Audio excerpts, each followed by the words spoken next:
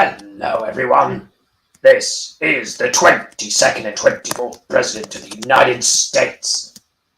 Arthur Miller here to tell you that this program is brought to you by a guy punching you over and over and over. Does a body good. Hey, you can follow Ryan O'Connor at Wrangleshank on Instagram, on TikTok, and on Twitter. And if you like his work on the Bonehead comic, you can also watch his Bonehead cartoon. The link to all these things and more can be found in the description. Furthermore, be sure to like, share, and subscribe to all things Wrangleshank and all things Ink the Book. Thank y'all. Bye.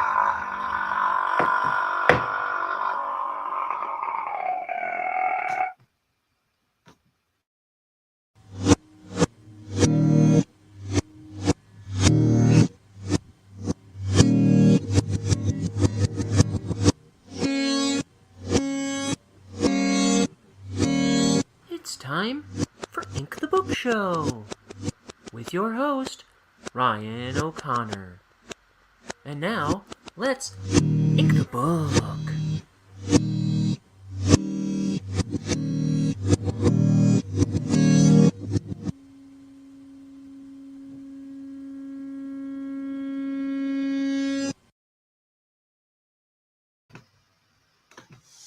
Mom can't understand why Dad's gotten so mad, but they got to admit that life ain't half bad. I don't know what that is, I just said it.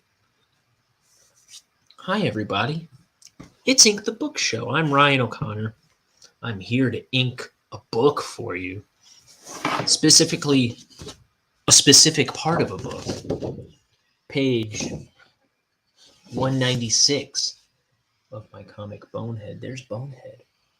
There's the titular Bonehead. My wristband says bite me. I've had this since I was a teenager. Ever since I was an edgy little teenager. Skateboarding on cars, punching cops in the gut. It was a life.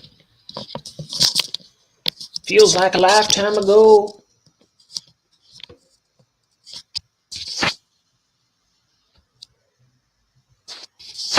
But that was yesterday. Okay.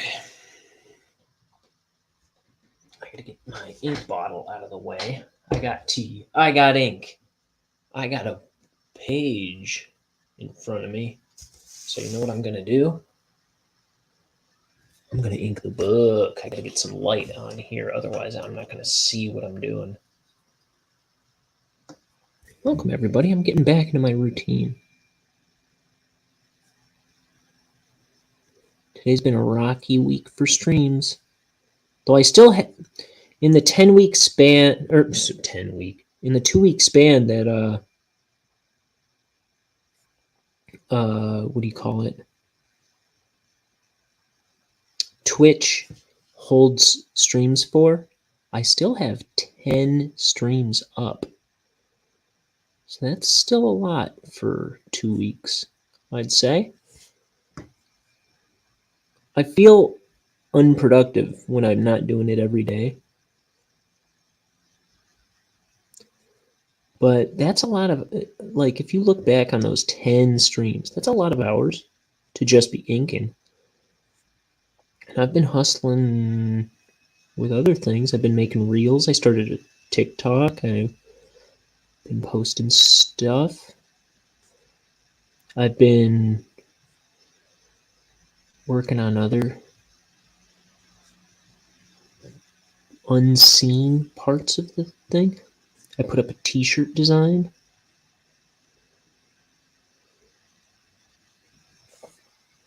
So I'm feeling better right now than I was about this little art gig of mine even yesterday.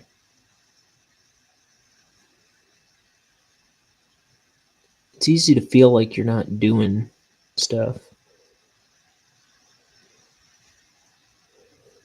When you've got a fraud complex.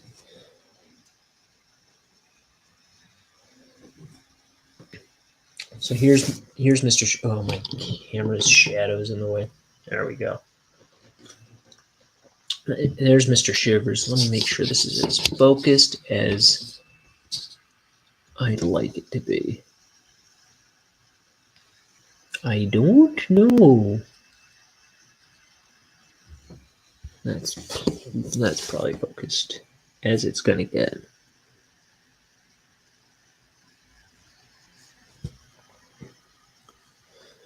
So this is a late one. Late show. I don't know how it got so late on me.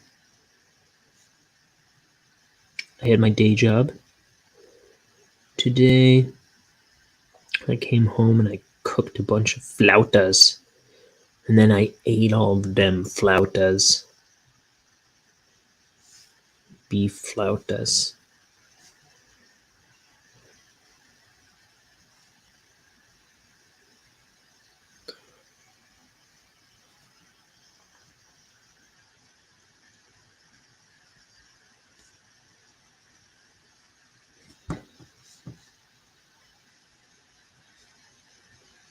So if you missed the last stream, it's kind of a spoilery page, though this one isn't any less spoilery because Mr. Shivers got his legs torn off. What the what? Oh, it was a bloodbath on the last one.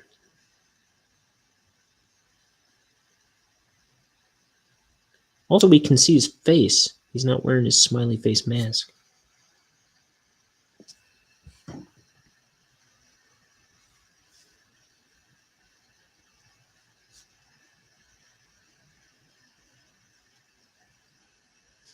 So,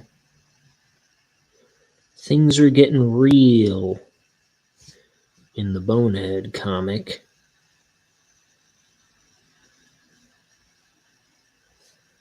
I'm spoiling it all.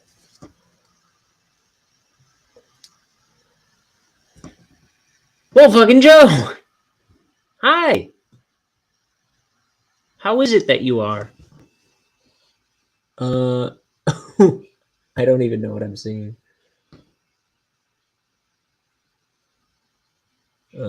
Some kind of emojis. Maybe a purple flame sword and a duck eating a coconut. I can't tell. Maybe it's a monkey wearing a hat.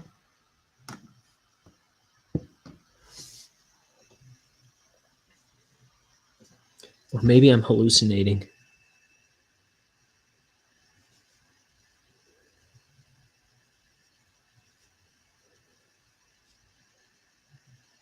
It can be all of the above.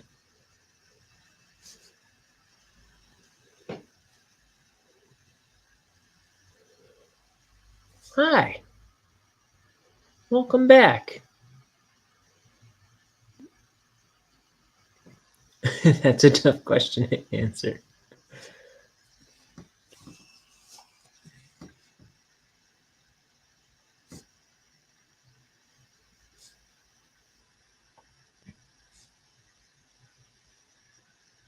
So,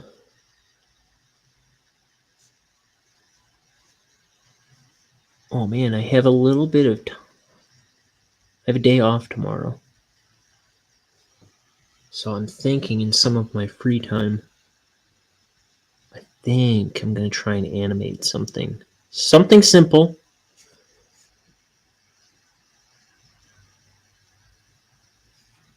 But that's my plan. Speaking of plan, I gotta get... I either have to dig out my planner or if...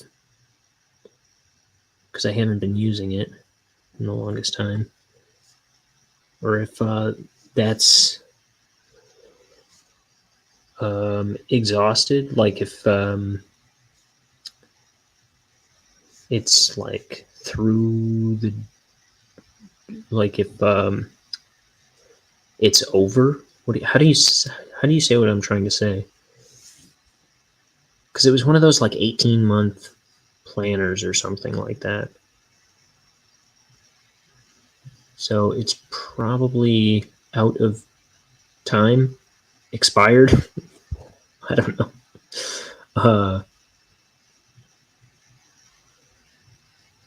Either I got to dig out the planner that I was using some months ago, or I got to get me a new planner, because I'm realizing how by the seat of my pants I'm living my life right now. I need to have a schedule, and like a, not so much a schedule, but a calendar in front of me when I'm talking about when I'll be on and stuff.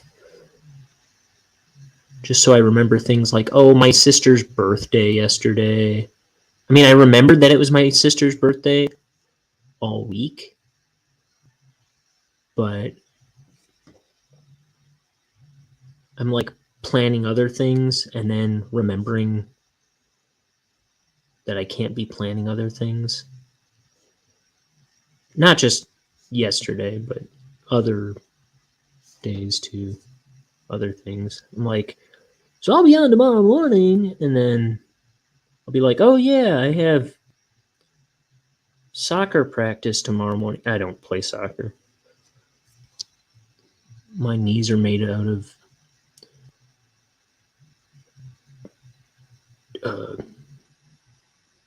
uh, Lincoln logs and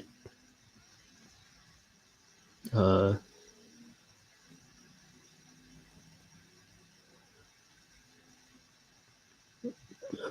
those little cap gun caps. I don't know what I'm trying to say.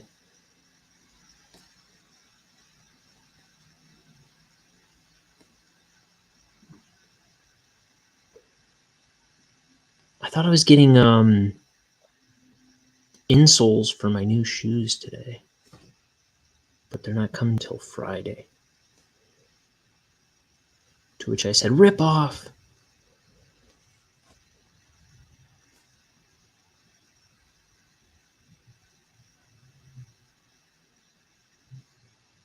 I went to the shoe store. Oh, wait. You've been talking to me. I'm just rambling like a mental patient. I don't even know how to talk. You said, you see, when a Mama Joe and Daddy Joe love each other very much, they join a stream together, and that's the end of it. Oh. So that's how it happens. Sorry, man, about your soul. I don't even remember what I said for all this stuff. Souls. I have souls. Oh, yeah, my feet.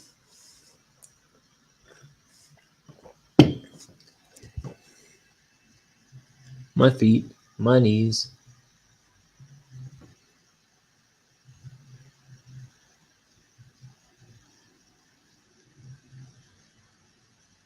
I'm a wreck, but I'll live. If you call this living. Oops. Jimmy, Joseph.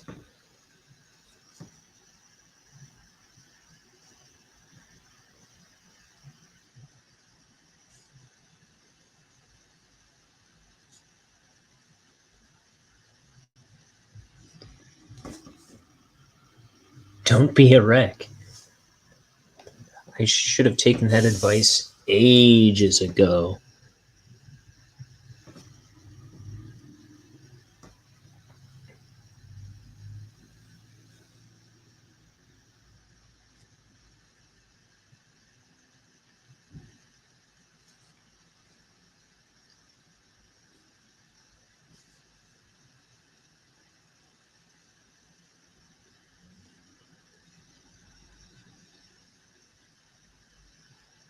So let's see. Here's where his jacket goes over his his shirt collar. That is.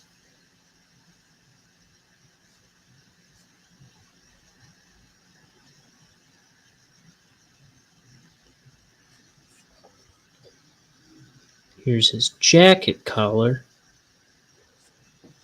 Jacket collar.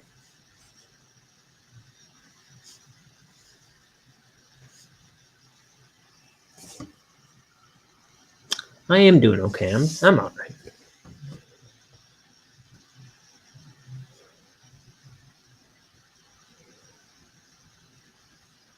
I'm a pretty happy guy right now.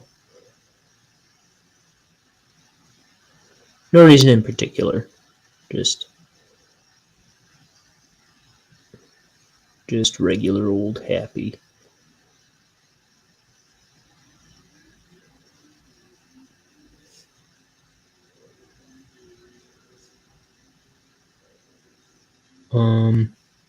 Trying to think. My youngest sister turned 20 yesterday. There's 7 of us, and I'm the oldest. So I'm feeling old.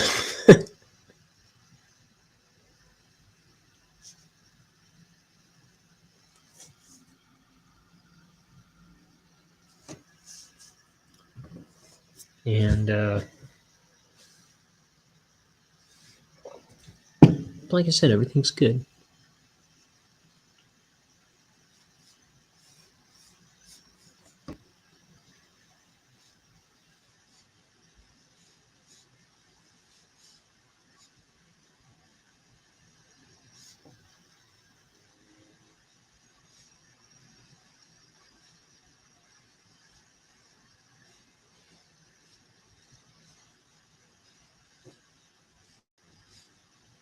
I was looking at some older panels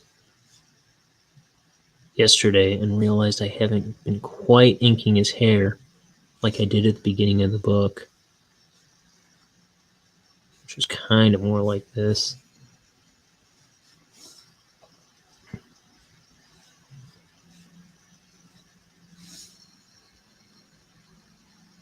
I don't know.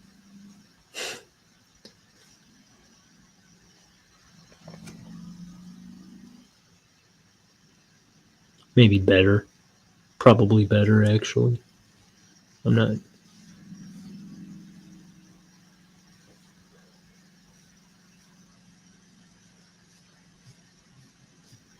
not too concerned about his hair looking immaculate right now because he's kind of frazzled.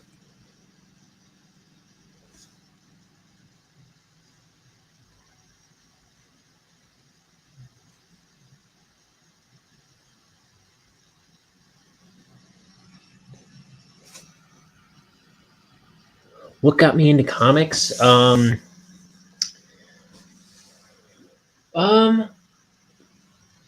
I've always been a doodler. And I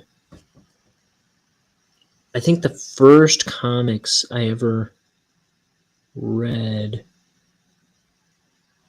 really were the Johnny the Homicidal Maniac comics. And I was like obsessed with those. And it was like I didn't know anybody else who was obsessed with them, really. And it was kind of my own personal trip for a bit. And then so I started making goofy little comics all the time. Sorry. It's 9:45. Time for an alarm. Time to wake up. Let me see. I remember I was making some kind of like horror comic at the time, inspired by Johnny the Homicidal Maniac.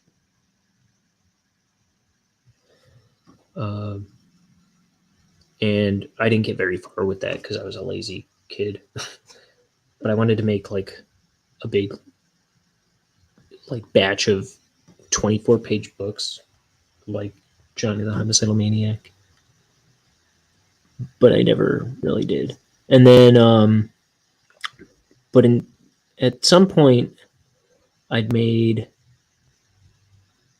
a comic about me and all my friends, and I colored it and was really excited about that. And then, and it was a big goofy thing. And at some point, I started making a bunch of like stick figure comics inspired by the Happy Noodle Boy things at the end of the Giant Homicidal Maniacs. And I thought that was really fun. Let me think, what else?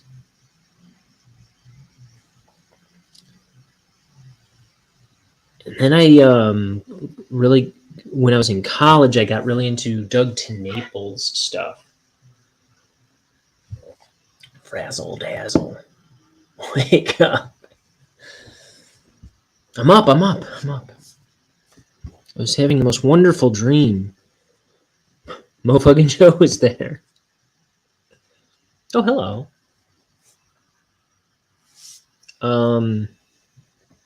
Yeah, and I loved it. Like, I found out about his comics through his web comic Rat Fist, which I thought was really cool at the time. And then when I look back on it, I'm like, what did I see in Rat Fist? It's like, it's kind of his least appealing comic. It's so off the wall and weird. There's a space tiki. There's just this guy that dresses up like a rat and goes out and fights crime. Earthworm Jim. Doug TeNaples, the creator of Earthworm Jim. It's a really weird comic, and it's really crude and ugly and stuff. But I'm glad that it caught my attention because I love Doug TeNaples stuff. And let's see. And then I read Creature Tech. I checked Creature Tech out from the library. I have two versions of this book. I have a big black and white one up there, and I have this new color edition. There's giant space eels come crashing to Earth because this scientist is hailing them. This guy gets a space parasite or something. He works for this like paranormal research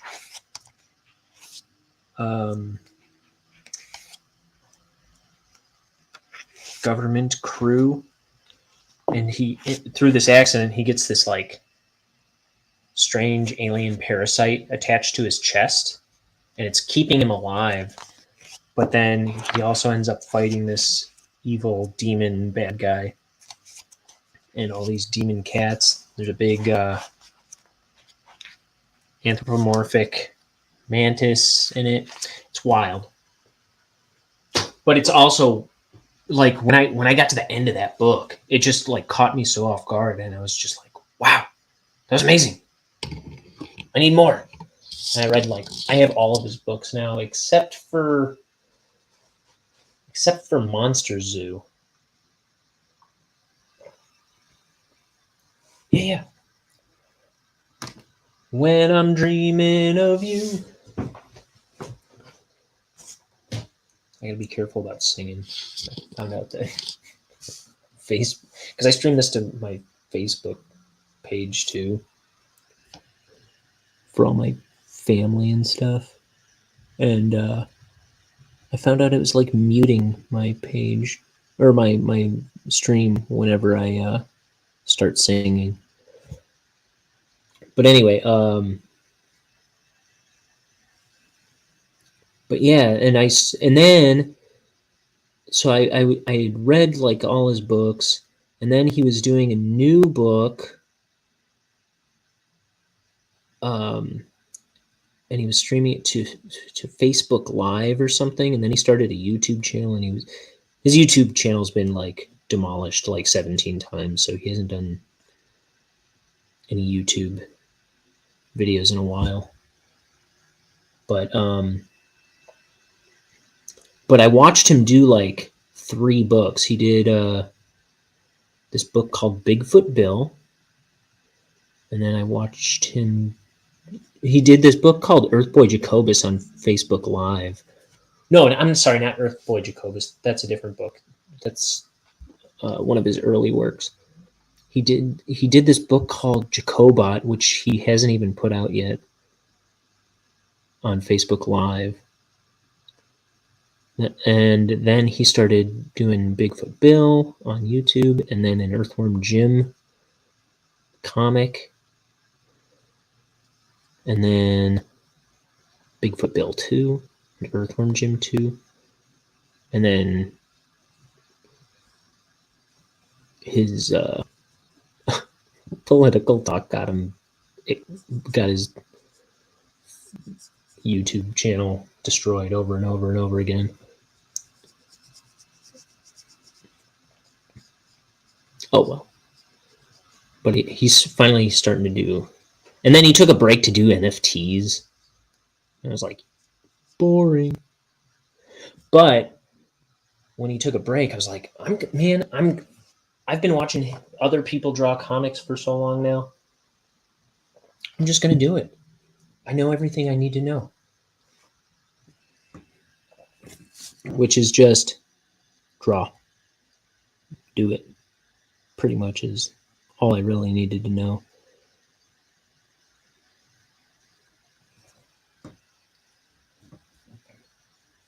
Yeah, he's the guy that made Earthworm Jim. Wait, what's that? DCMA or DMCA?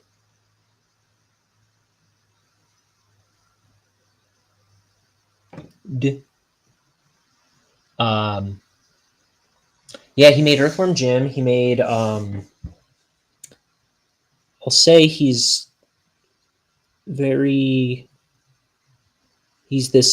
also very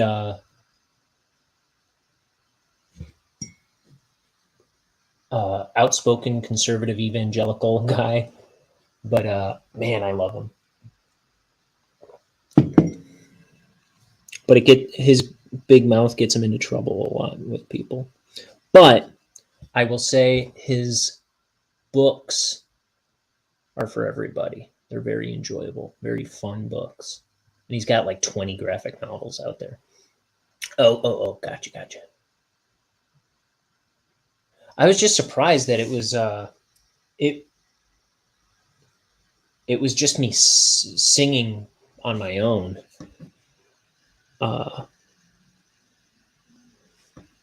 That got muted, which seems so strange to me, because I know I wasn't like singing particularly well.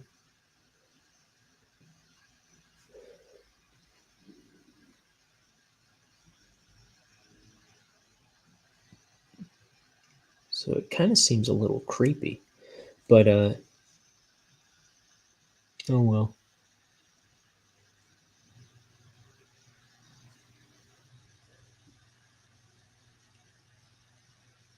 Oh, I was going to say he also did the game The Neverhood and Skull Monkeys, which I never played as a kid, but I remember always seeing Skull Monkeys in the Blockbuster when I was a kid and just thinking it looked amazing, but we didn't have a PlayStation. So I couldn't ever find out what it was about. And we barely had video games for a while, so it was like video games were kind of off my radar largely for the longest time. I still don't play video games. But we did have a Super Nintendo probably when everybody was moving on to PlayStation. And I played Earthworm Jim, and I played Super Mario, and I played Donkey Kong. And that's about all I'm able to play. I can play Crash Bandicoot now, and that's one of my favorite games. But other than that, I don't know nothing about games. I'm the kind of guy that walks into walls and just keeps walking and walking and going, where is everybody? So my favorite game, yeah, I'd say is probably Crash Bandicoot. Me and my 23-year-old brother love Crash Bandicoot. But yeah, other than that, like Super Mario, um, Donkey Kong, stuff like that. Um, I remember my Game Boy. My favorite game was, I think it's Super Mario 2, Six Golden Coins. I'm not 26. I am 30 something. 34. I'll be 35 in October.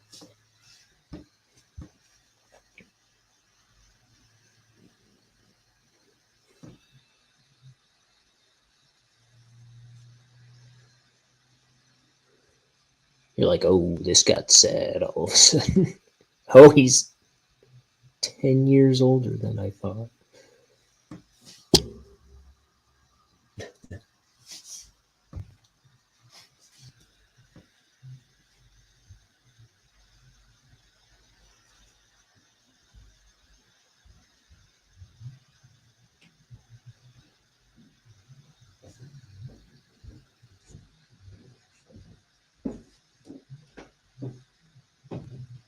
Let's see.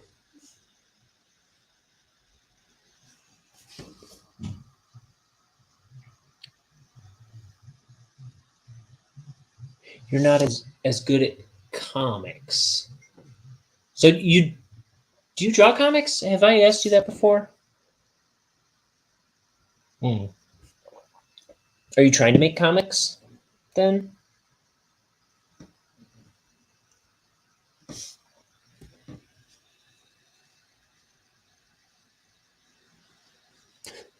Um,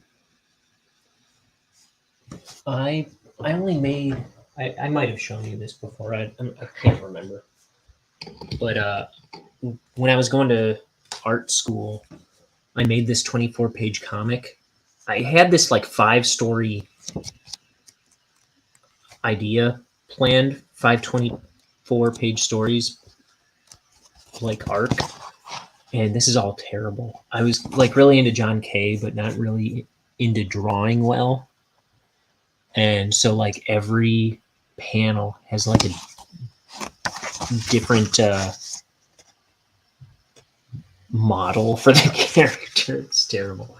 Um, but a while later, I started making I was trying to make a 150-page book about those characters, and it was a lot more like a lot more solid structure art wise,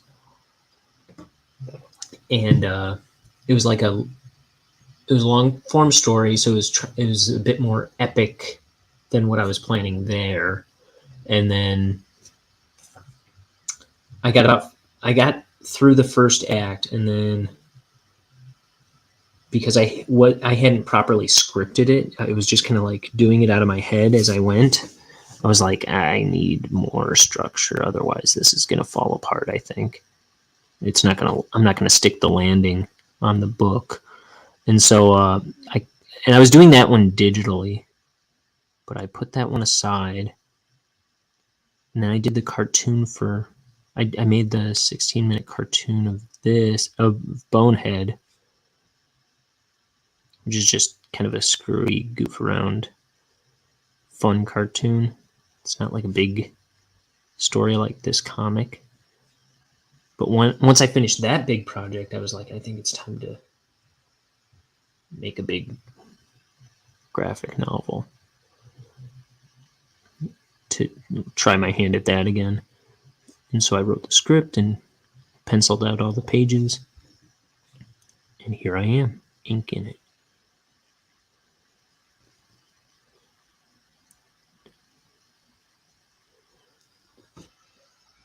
You said, and thank you, by the way. You said, don't know where to begin? I'll say that Bonehead started with just doodling. I mean, I was always drawing just random characters in my notebooks and stuff. And I had just graduated, and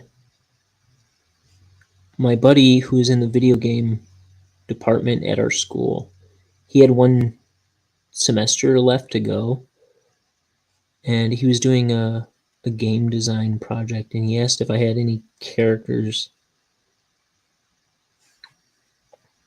that I'd want to let him use for a game design project. And I made up Bonehead in like 15 minutes. I made up Bonehead. I made up Mr. Shivers here, who's usually wearing a smiley face mask. And I made up the trap worm thing here. That actually looked different at the time. And I kind of made up the basic premise. This was 10 years ago, 11 years ago. But that's kind of, just doodling characters I liked, and then kind of like thinking about what they might be about and how they might fit together, and especially with this story, it was like a big, like, because I never fancied myself as a writer, but I would get these like images of scenes in my head, and I'd kind of like figure out how I might fit those scenes together somehow. Just random things that I might like to see happen. And then just kind of tried to use them all somehow. And what the best way to make them fit together was. I don't know. You said, like my art style. Thank you. Are those templates or pre-made, or you make them yourself? What do you mean? Oh, the panels? So the panels, I do make them myself. In fact, I just inked these panels right before I came on. But the panels, how I do them is generally it's a 6-panel setup. Like if I did a perfectly plain page, it would be like 1, 2, 3, 4, 5, 6, just like this, like straight down. 1, 2, 3, 4, 5, 6, like 3 rows of 2. But I just try to break it up. I've just got my ruler here, and I always use a crummy mechanical pencil. And I like that these comic book art boards by Canson, they've got all these little nicks here, and they kind of help me figure out like roughly how I might want to divide the page. And it goes straight across. But so you can see them a little better. I kind of drew pencil over them. And then, so usually I'll do my kind of thirds break on in between these marks here, and around the halfway point here. And I just, but I try to make them as dynamic as I can, like just kind of change it up from page to page and make it kind of designy if I can. So this one's got 1, 2, 3, 4, 5, 6 that way. I mean, it isn't always 6. Like I have some 1-panel pages. I have some I have like a 36 panel page where it's just a bunch of memories playing. There's 1, 2, 1, 2, 3, and those ones are real small. 1, 2, 3. So I just try to break them up and then like differently and design as possible. Like you'll see, I usually leave a 2mm gutter, which I think is a pretty good space. And then especially around toward the end of the book, I started doing like more overlaps and like there's no gutter here. It just this one sits on top of those panels. Like this one's kind of like a panel in a panel, but it breaks that edge. This is at the beginning of the book where the whole top half of the page is a panel and it bleeds to the edge. And then this one sits on top of that. And then there's just 2 panels sitting down here, and those are smaller than the rest of the page. Or the rest of the,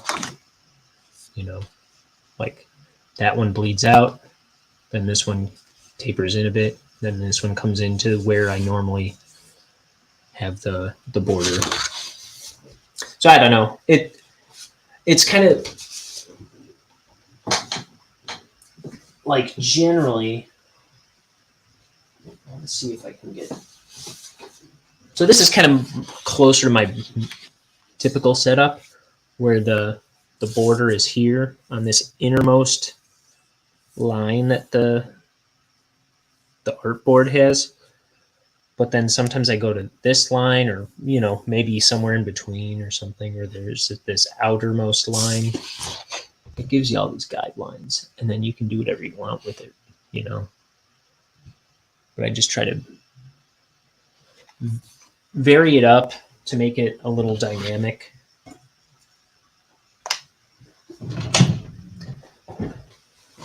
And not so much like what is it? The Watchmen? I never read The Watchmen, by the way, but I've seen it. If I'm not mistaken, it's just like a straightforward 1, 2, 3, 4, 5, 6, 7, 8, 9 panels throughout the whole book. Just 9 square panels, the whole book, if I'm not mistaken. And that's one way to tell a story. But I feel like you can really give a sense of the pacing and action with your panels. So I try to kind of keep that in mind too. Like you can make a scene more exciting by having really dynamic panels.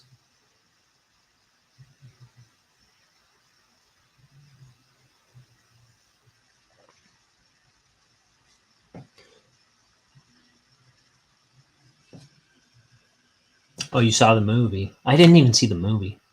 But that's not fair because I don't see any movie.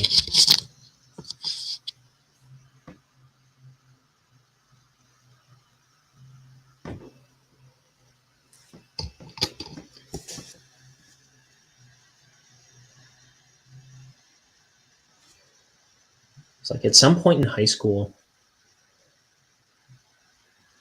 a lot of movies stopped seeming interesting to me, and I started getting really into all kinds of TV shows. So I was always really caught up on like 50 current TV shows, but no movies. And I'm still pretty much the same way. Well, actually, I don't even watch nearly as much TV shows these days. I've usually got 1 or 2 things that I'm watching at any given time, though. Right now, I'm only watching. I'm watching through Seinfeld on Netflix.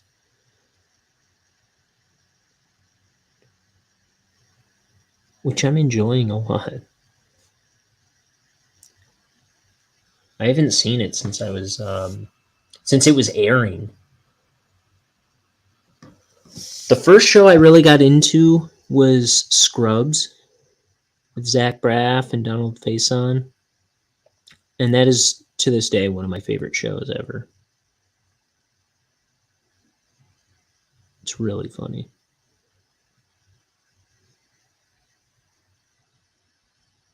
I like Always Sunny.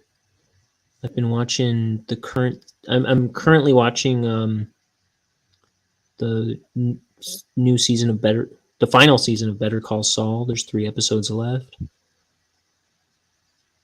What else?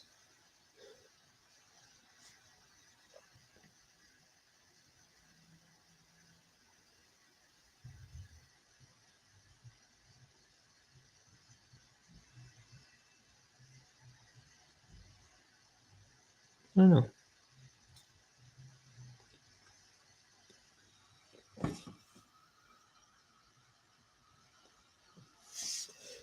Something I haven't seen and I'm usually a pretty good judge of what I'll like or not.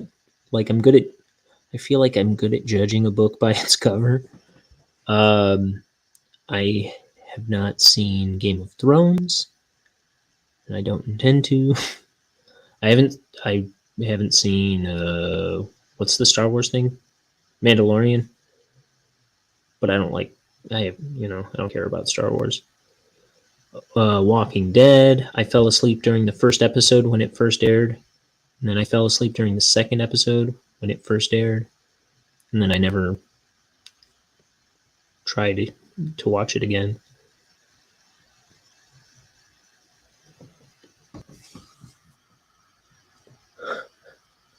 Oh, it's all. Oh, I won't spoil it. It's exciting though. It's a lot of like I don't know what they've got in store for us. I have no idea where it's going. Almost, I'm on the edge of my seat, just wondering what they're gonna do.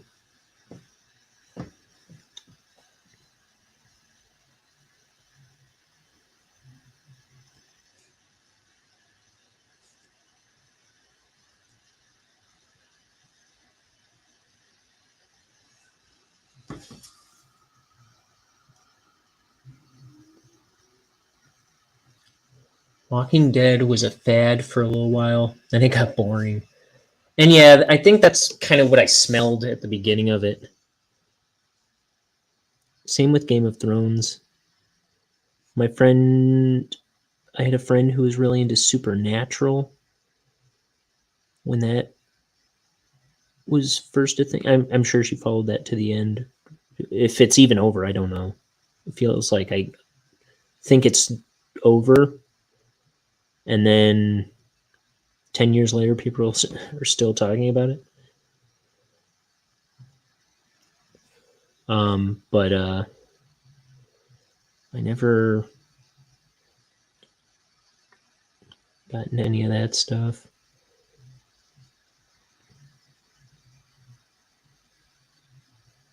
Let me think.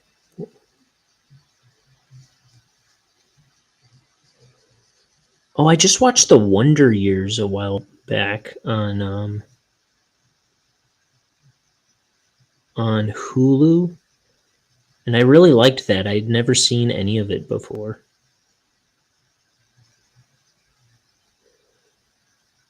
With Fred Savage.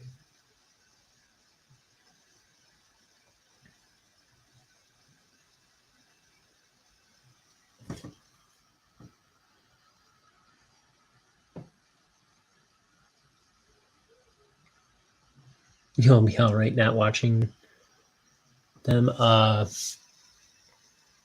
My brother just got into The Walking Dead, I guess. I guess he's been watching it. Or at least he was a couple months ago.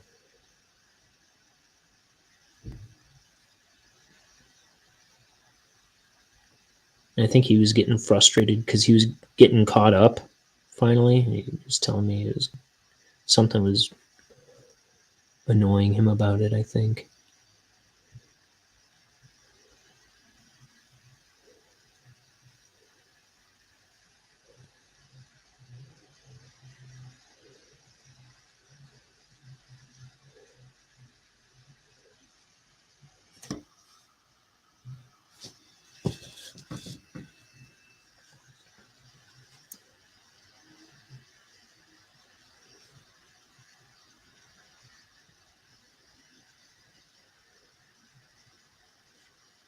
Poor Mr. Shivers.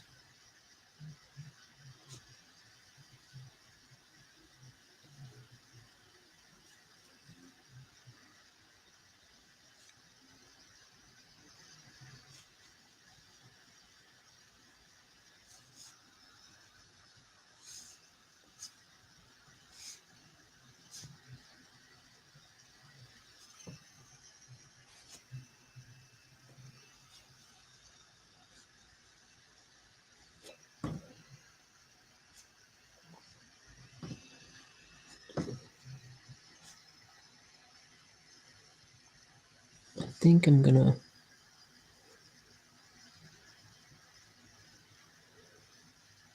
go over his outline again.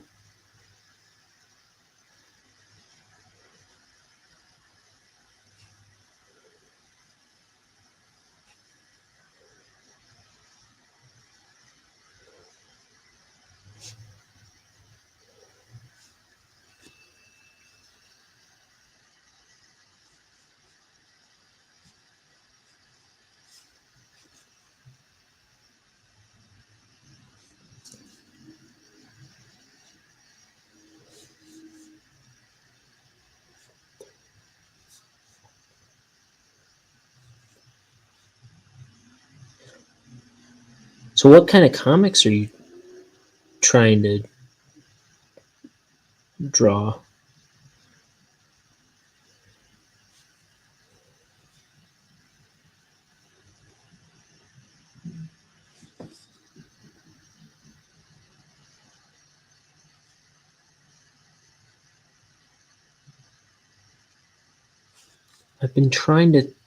I'm always trying to think of the next story I want to do. So I've been trying, like, that's always in the back of my mind, like, when I'm done with this, which isn't going to be for forever if I color it. I think what I'm doing next is finishing that other one that I started about the two kids, which is not called My Neighbor's a Psychopath anymore. It's called Moon Valley, which is another weird sci-fi story. I think I'm gonna get back into that, but then I'm trying to think of, like, I'm trying because after that I want to do either this one about a robot detective or these circus characters that I have about a kid who joins the circus. And I'm always going back and forth on which one I'm going to do first.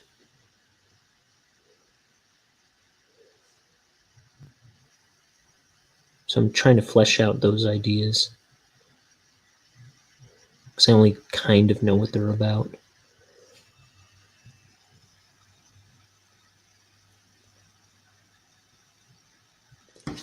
Too many options, not enough. Sorry, experience. Gotcha.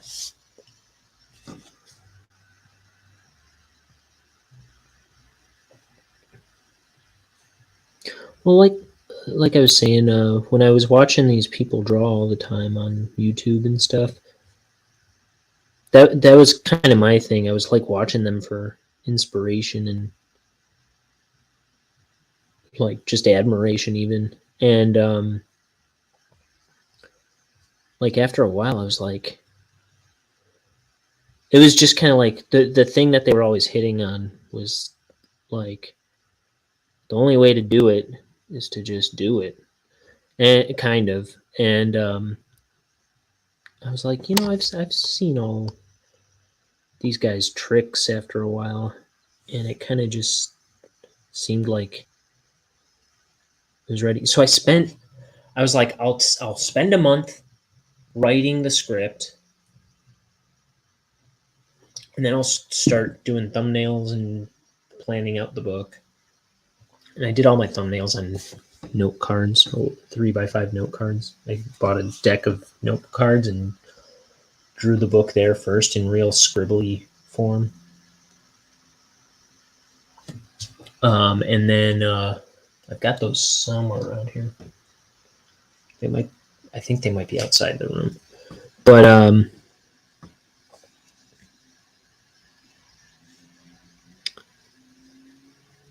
what was I saying?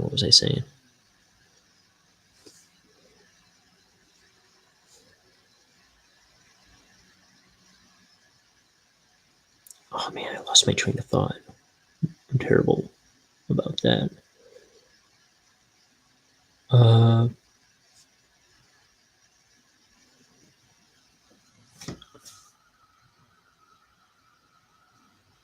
you gotta go. Okay.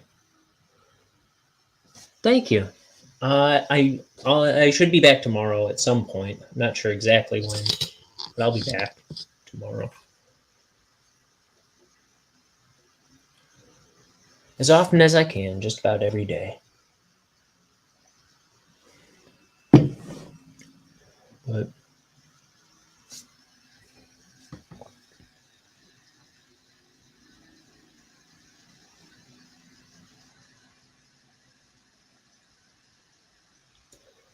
trying to remember what I was talking about, though. Something to do with too many options, not enough experience.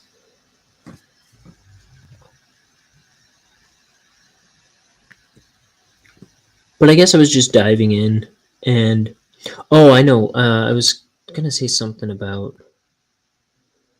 I was planning on writing it in a month, and I think I ended up taking like 3 or 4 months to write it, and I still wasn't satisfied with the script. I was like, the dialogue is trash, and I gave the script to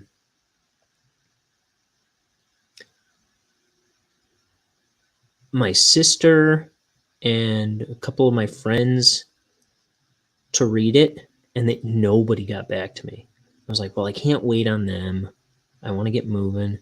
I was like, you know what? Here's the deal. The dialogue is trash, but I think the script is good enough. It's well enough that I know what I'm trying to accomplish with it. I think I can pull it off. I can pull off the comic, and I can just noodle the dialogue in my head, or like during the several passes. Like I'm gonna thumbnail it on note cards. I'm gonna pencil it on the pages. I'm gonna ink it on the pages, and then I'm gonna color the whole book. I have plenty of time to refine the dialogue. But I think the story is what it's gonna be, pretty much. So I was like,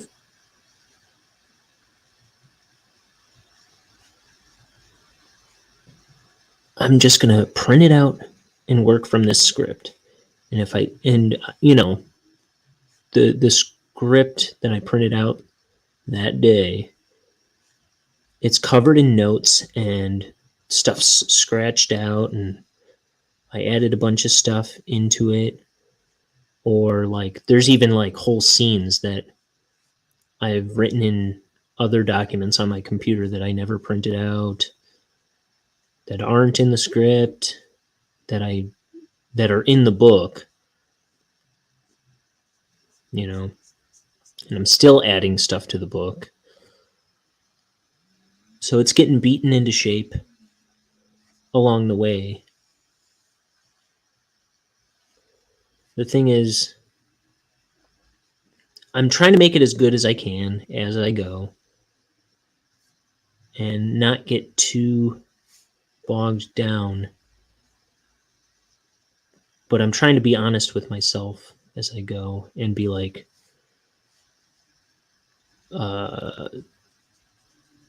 that's not working. I like this, but this isn't working. How can I get from this good thing to this good thing with something that isn't crappy? Or, you know what I mean? Like, or, I don't know. I'm trying to be honest with myself. If, like, a drawing isn't working, I'm actually not liking this current drawing of Mr. Shivers' face, but all that much, but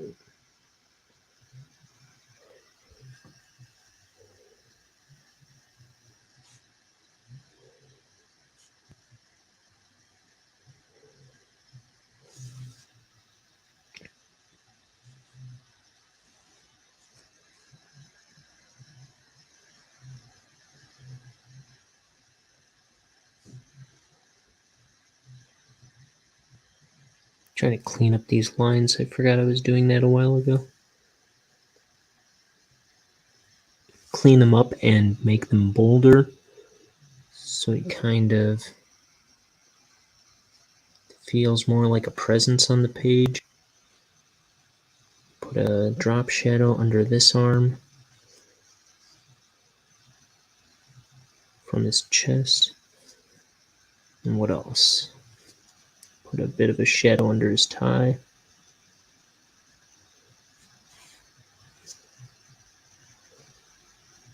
Under his chin.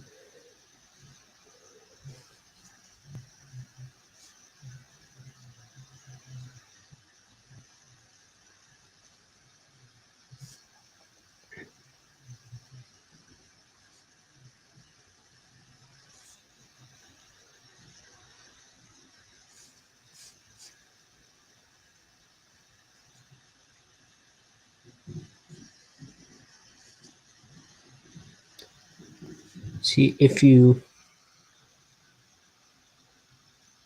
I find drop shadows really, like, giving forms weight by just adding a drop shadow to forms, like having forms cast shadows onto other forms, it really, like, makes your drawing pop. Like, it can save a terrible drawing sometimes. I'm not trying to do anything like that there, but I think what I need to do is actually make this line. Okay, here's his back, and then that's his shoulder. I'm trying to, like, separate that. And that line's kind of too thick.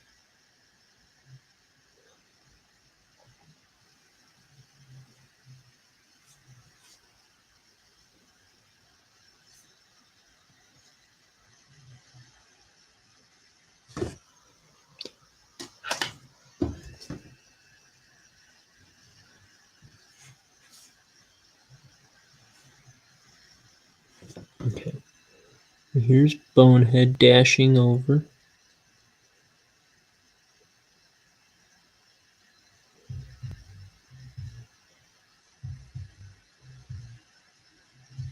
Gonna clean up that little line too on his eye.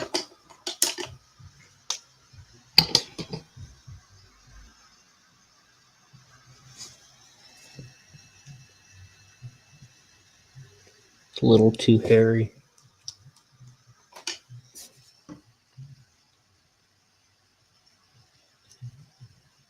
And at about the same time I started writing this book, or maybe even, no, it was about the time I started writing the story. I started practicing inking. I would draw pictures, I would draw characters onto 3x5 note cards.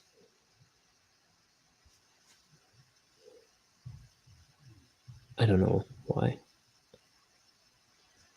I just like the 3x5 note cards. I got that from Doug Knaple too.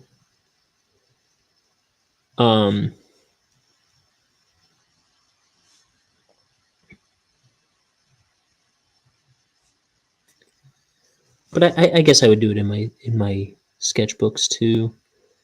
I started drawing in my sketchbooks all the time, and then I started drawing characters on 3x5 note cards, and then I would ink them, and then sometimes I would watercolor them as well.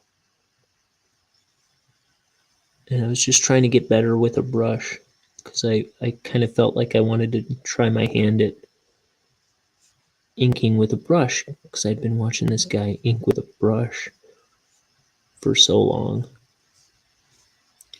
And I was crummy at first. I might have been still crummy when I was first starting this book.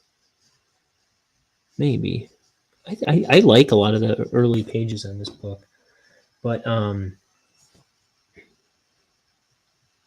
right before I started this book, even on my YouTube channel, my earliest streams are me inking like 10 note cards of Bonehead, just drawings of Bonehead. And just to practice. So I was trying to ink 100 Boneheads. I don't even think I did 100. I probably did like 70. I was trying to ink 100 Boneheads on 100 note cards before I went into this book. And like I said, I probably did 70. And then I was like, all right, I'm jonesing to start drawing the book. Or start inking the book.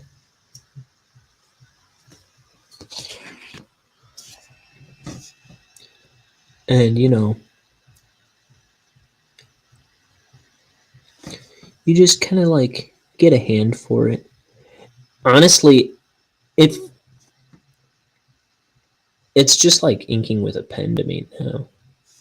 Only better because you can get line weight, and which is not something I even saw myself able to think about, line weight.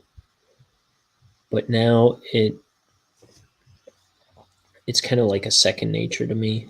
And it's not. I'm probably not the best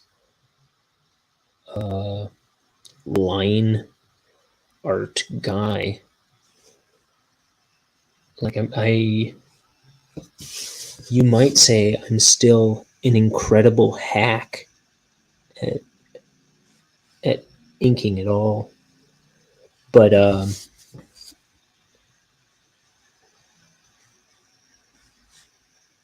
I'm way more capable than I ever anticipated myself being,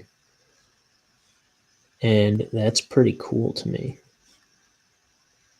I was moving on to the next panel, and I didn't even ink his hand here. Or this side of his body.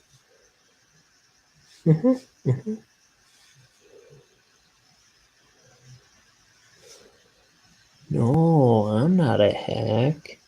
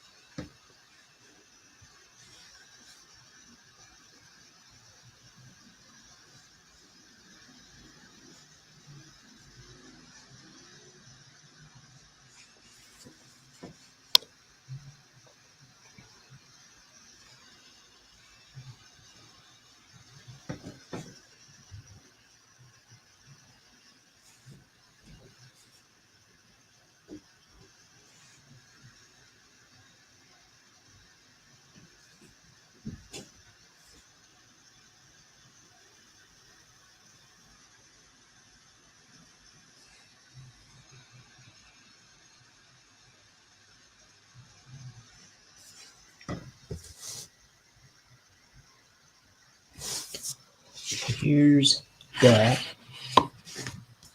Okay, this drawing I like a lot more. So when he wears the mask, his eyes are way beadier to fit into the mask. But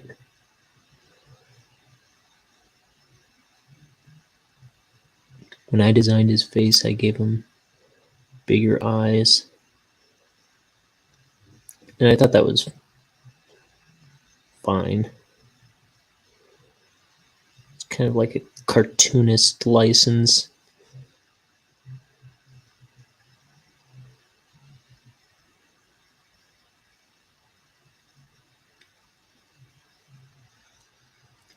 Like I can suspend my disbelief.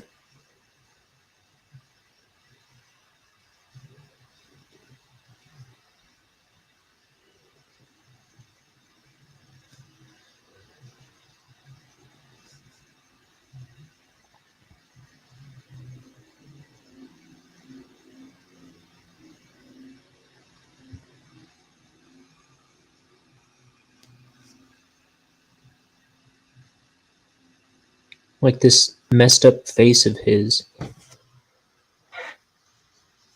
It's from like many years ago, but it still looks like a fresh wound.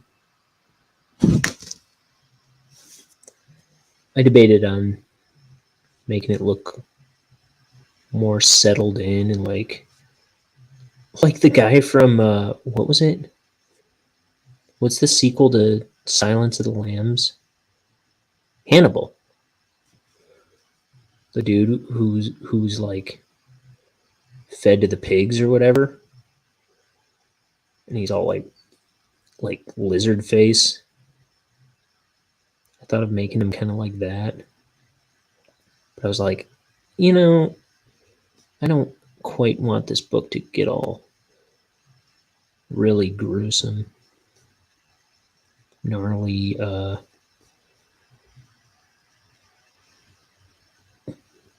psycho pumpkin head kind of stuff. I don't know nothing about no pumpkin head. Just know he looks messed up.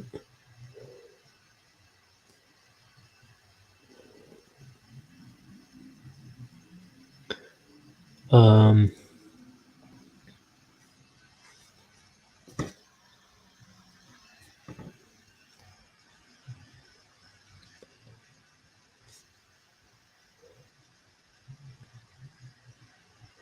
you know what's funny is like I when I think about who I want to read this book, I think of my nephews. I mean, my nieces too, but like when I made my Bonehead cartoon, they really like my 5-year-old nephew and my 4-year-old nephew. They ask to watch this the Bonehead cartoon I made before they go to bed sometimes. I think that's really cool. What was I saying though?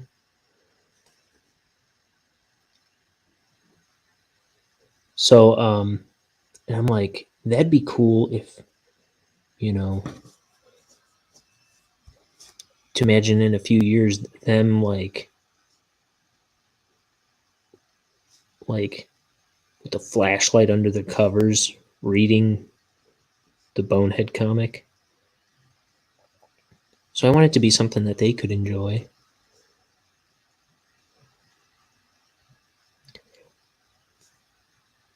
And even when I was really into Johnny the Homicidal Maniac, like I was saying earlier,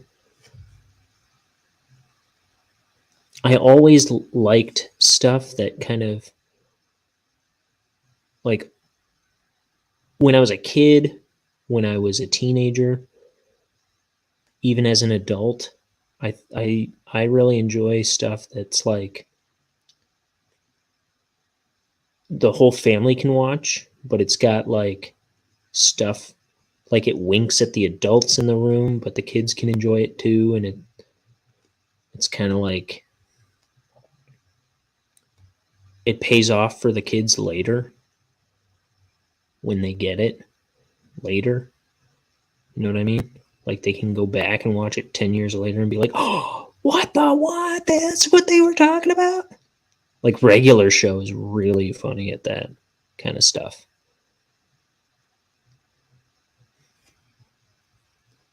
Benson's gonna lose his balls when he sees this. He's gonna be like, oh no, my gumballs.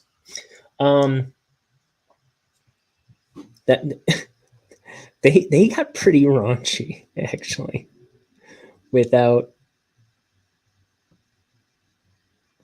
getting, I don't know, they got away with some stuff on that. But I thought that show was really funny.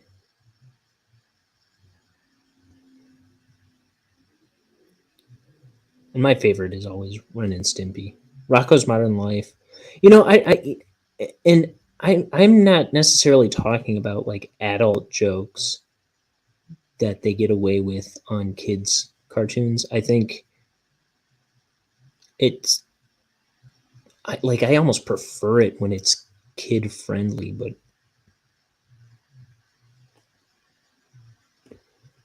like there's no way a kid gets that joke.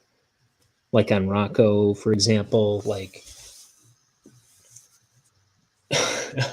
there's an episode where Rocco, he's been biting his nails and he doesn't want his friends to know because he's got like a problem biting his nails. It's about like addiction, really. And but like he answers the door and he doesn't want his friends to know that he's been biting his nails. So he's got his hands in like a monkey puppet or something like that and a ham. And Heifer's like, hey Rocco, what are you doing with your hand in that monkey and that ham? He's like, what are you talking about? He's like, I mean, what are you doing with your hand in that monkey and that ham? He's like, everyone's got something to hide except for meat and my monkey.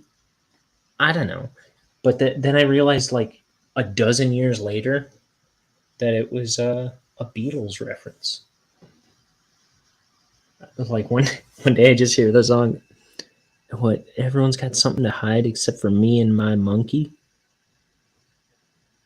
I was like, what the what? That's a Beatles thing?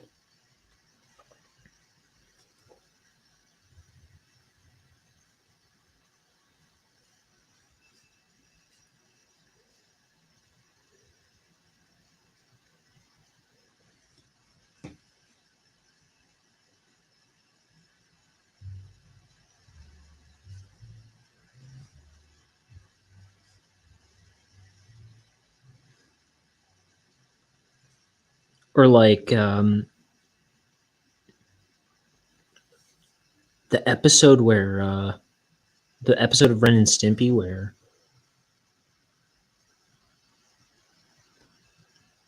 they're making a cartoon, Stimpy's cartoon.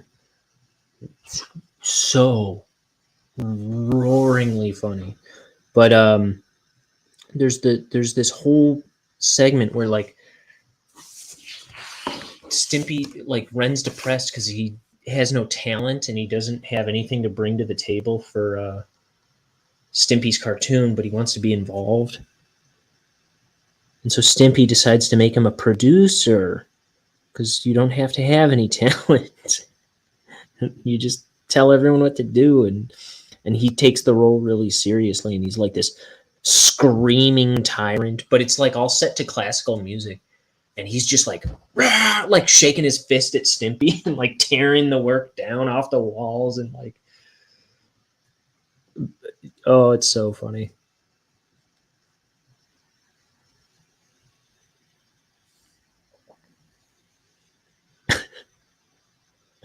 And then the cartoon plays at the end of the show, and it's like the dumbest,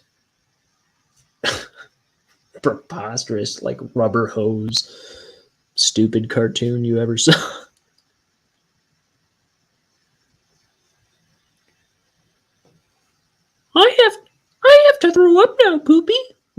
to pick my nose? I'm ready for that kiss now, Explodey.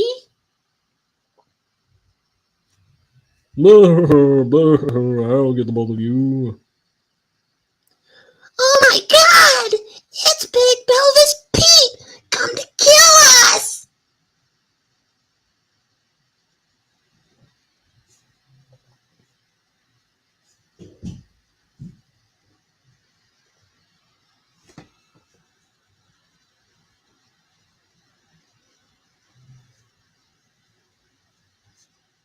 I just remembered it's like 11 o'clock and I'm screaming at the top of my lungs.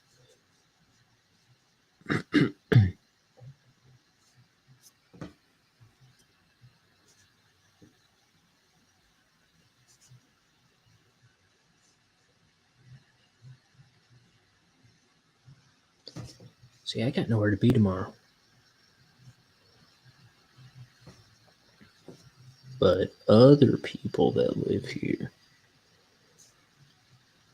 they're like, why did I move in with this jackanape?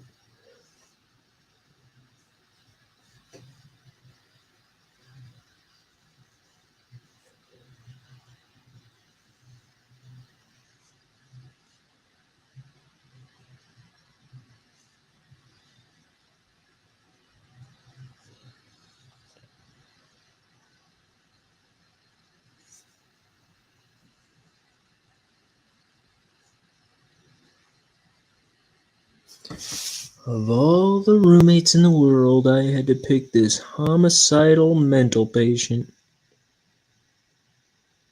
I'm not homicidal.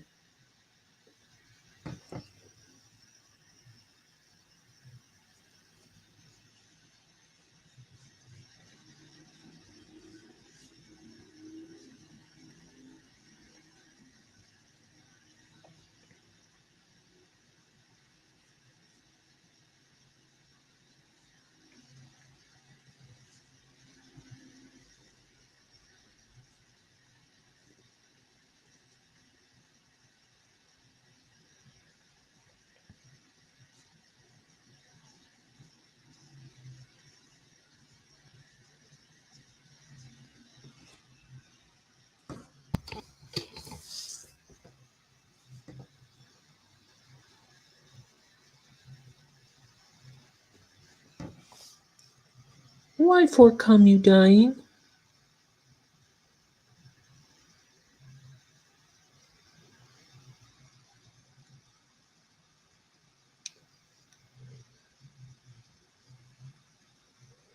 He's like, Mr. Shivers, are you okay? He's like, I'm dying, you idiot. That's actually also from Ren and Stimpy. I don't remember exactly. I think Stimpy hits Muddy Mudskipper with his car.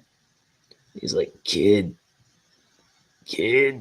come here. He's like, Muddy, are you okay? He's like, I'm dying, you idiot. Kid, you gotta do me a favor.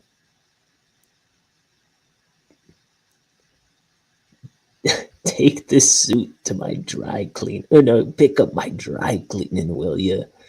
He's like, kid, you gotta do me another favor. Tell my wife I'm gonna be late for dinner. And then he says, kid, you gotta do me another favor. And then he's like, skip me one last time. I wanna go out bouncing. So Stimpy skips him down the road.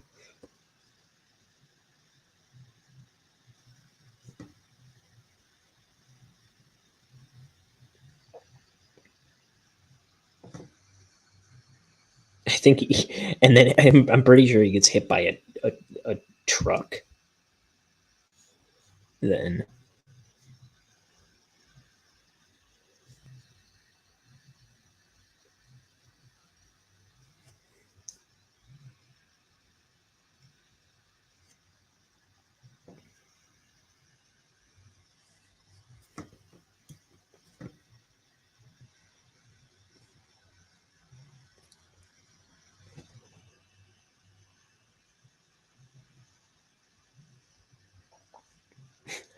I'm dying, you idiot.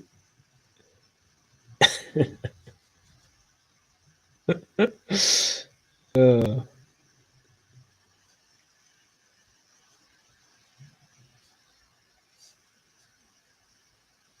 I want to go out bouncing.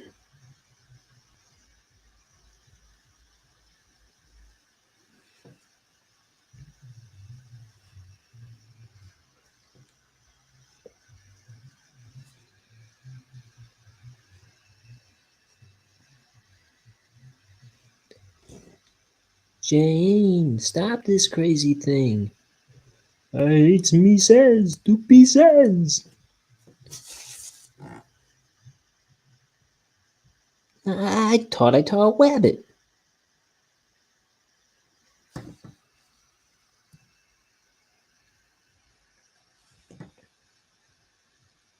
Hey, cat, get your hand out of that picnic basket.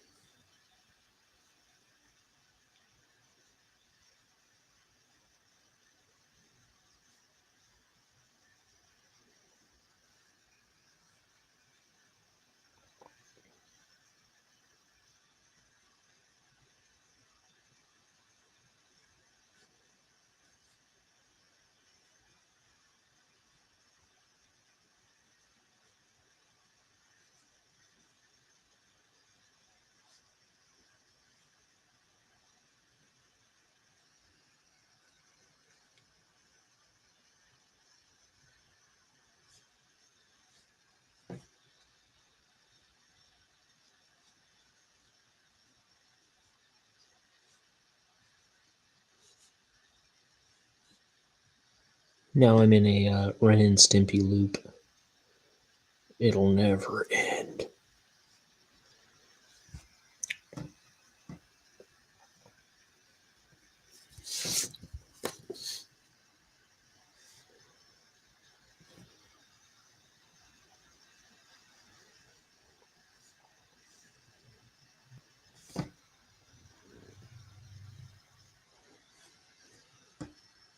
Whoopee.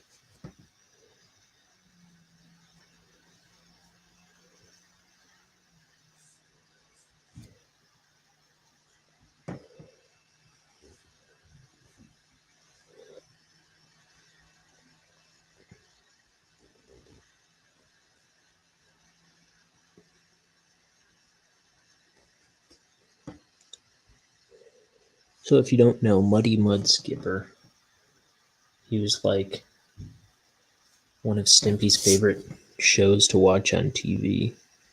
And he was just this like gravelly voiced, scummy looking fish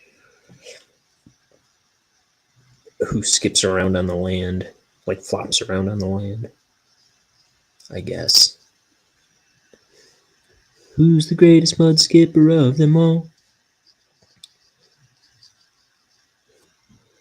Who can, skip through the air with the greatest of ease? Oh, I forget. Who can bark like a dog without scraping his knees? What kind of wonderful guy? Muddy, Mud Skipper, it's muddy. Mud Skipper, it's muddy. Mud Skipper Show. Bam, bam, bam, bam, bam, bam. Doesn't it say something like, who's got segmented eyes? I don't remember all the lyrics. Unless I've said them all, but I suspect I have not. I'm not going to give it too much thought.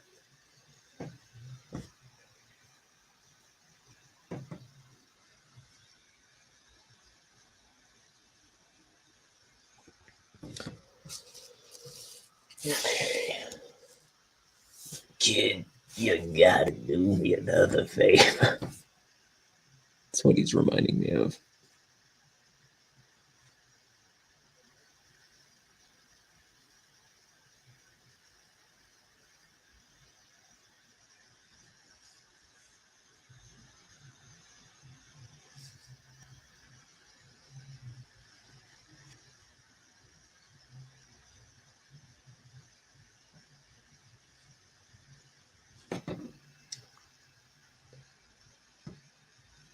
Okay, I've got a better point on my brush right now. I should be able to get some better lines than I was doing.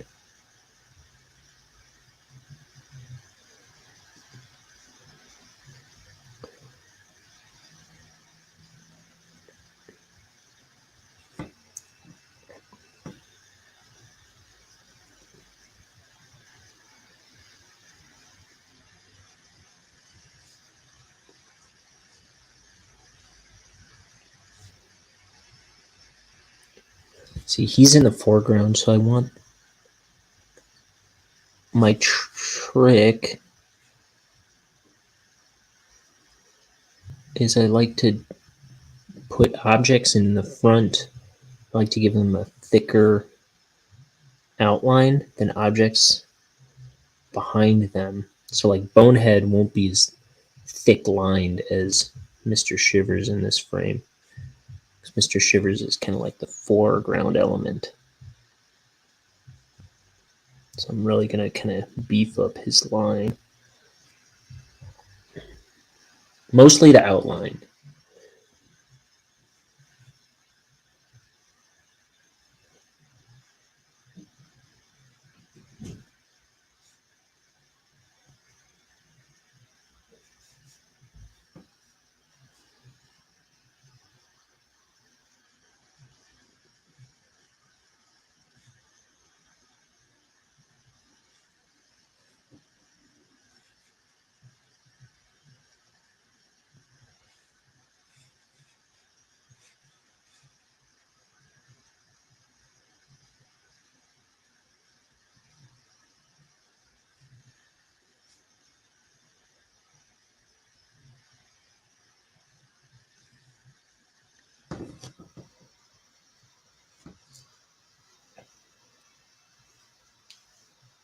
Twirling my brush on this piece of paper off camera here. Okay, here's my scratch paper. So I've got a beer bottle cap here filled with Speedball Super Black India ink. It's the brand name and type of ink, Speedball, and then it's Super Black India ink.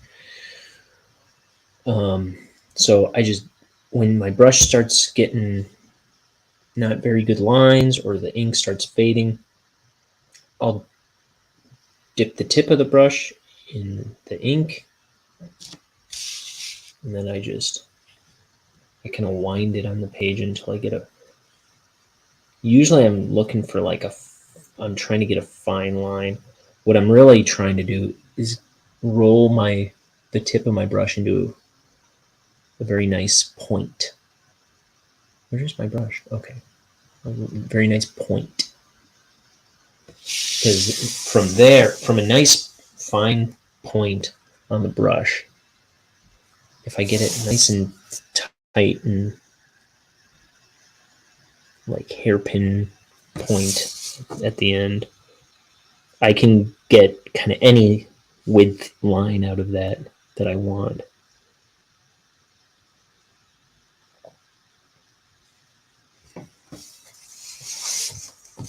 And like, I can literally go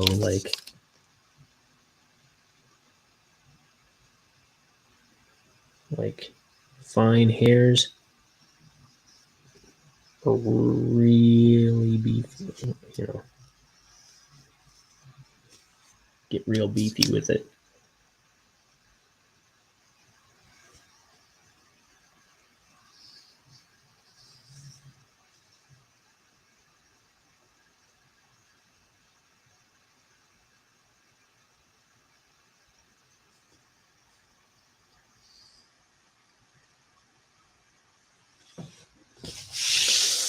So that's all I'm really doing. And then I, like I say, I just roll it into a point.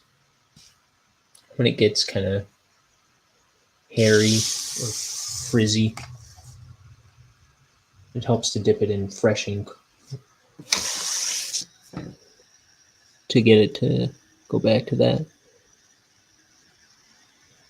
Sometimes if I've been inking for a couple hours, the ink kind of starts to get a little gummy. on the brush.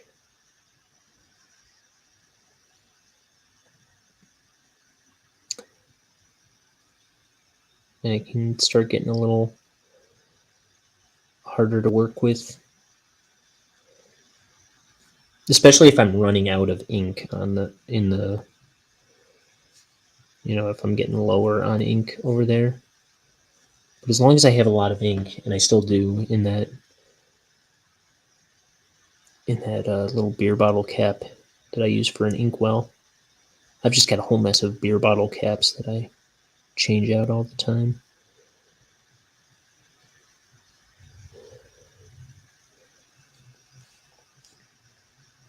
But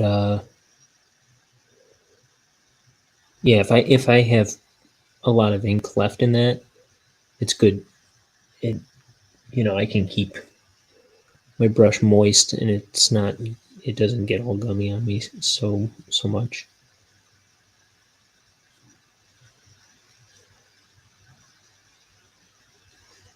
But sometimes, like yesterday might have been a good example, but I don't think it happened yesterday either. Like if I'm taking 3 hours to ink a page, and I'm running out of ink toward the end of that page.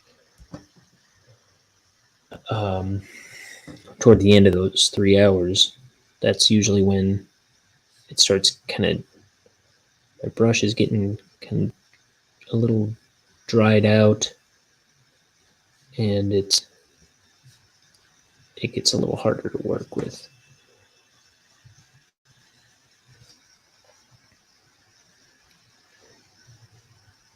You also want to remember to wash your brush every time you use it. I forget to all the time, but I try to be pretty consistent with washing it every time. I run it under hot water in the sink. Maybe I shouldn't be doing hot water. I don't know, but I do. And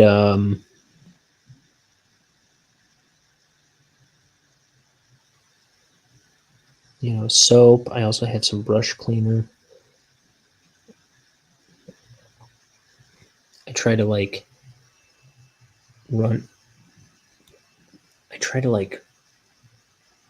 get it out of the barrel if I can. Like I'll if I think it's gotten into the barrel, I'll try to suck ink out of there when it's all wet and just spit it.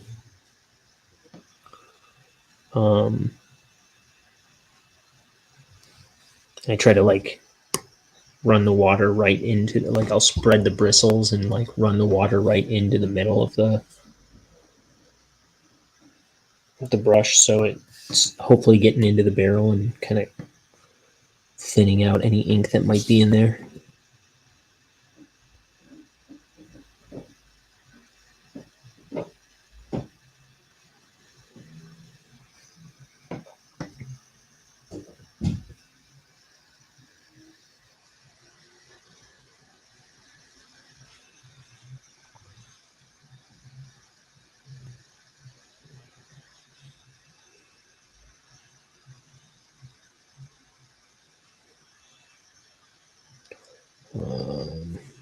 So this is the collar of his jacket, I believe is what that is. Here's, I don't know, regular part of his jacket. And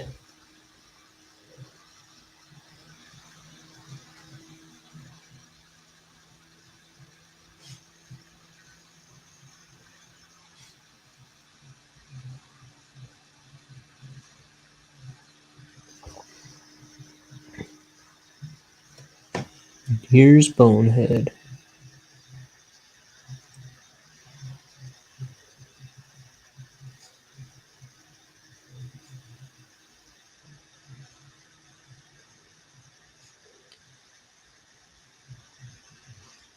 He's like, Bonehead, you're fired. No, I don't know what he's saying. I don't remember. That'd be funny, though. With my dying breath, you're fired. It's not even what he talks like. I should know what he talks like because I voiced him in the cartoon.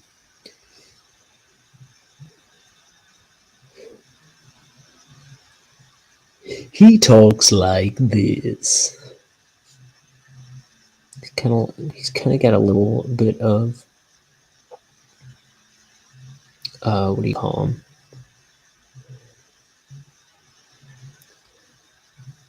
He inadvertently has a little bit of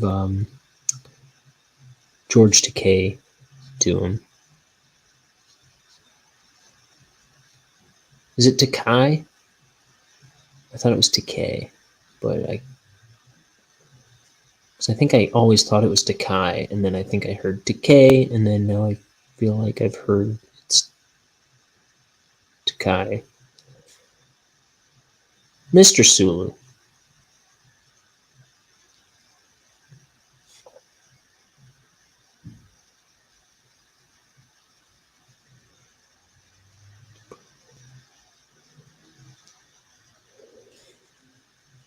Oh my.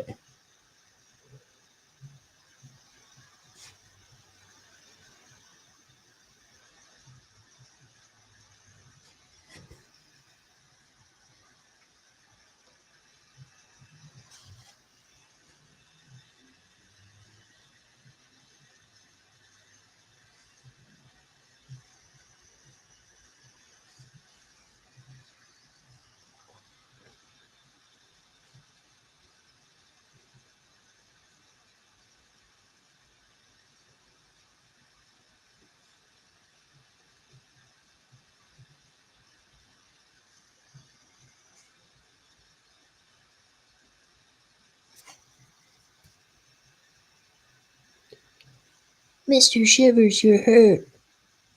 No, duh.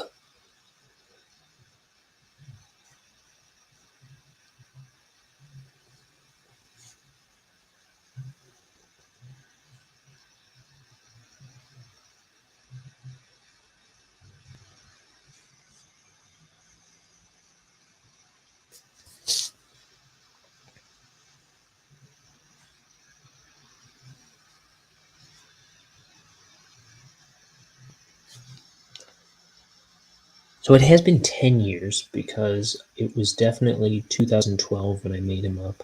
I always think it was 2011.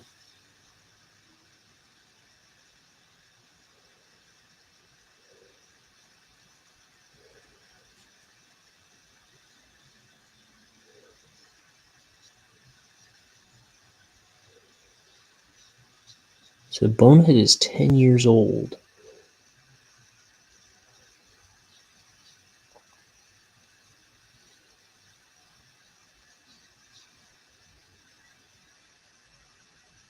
As I ink this.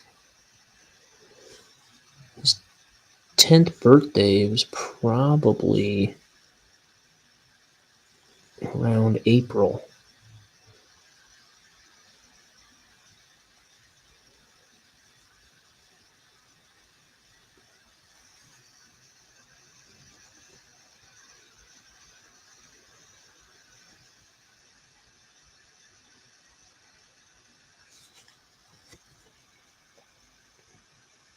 If I had to guess. Which I don't. Who's gonna make me guess? You? Psh, you don't own me. I'm not just one of your many toys.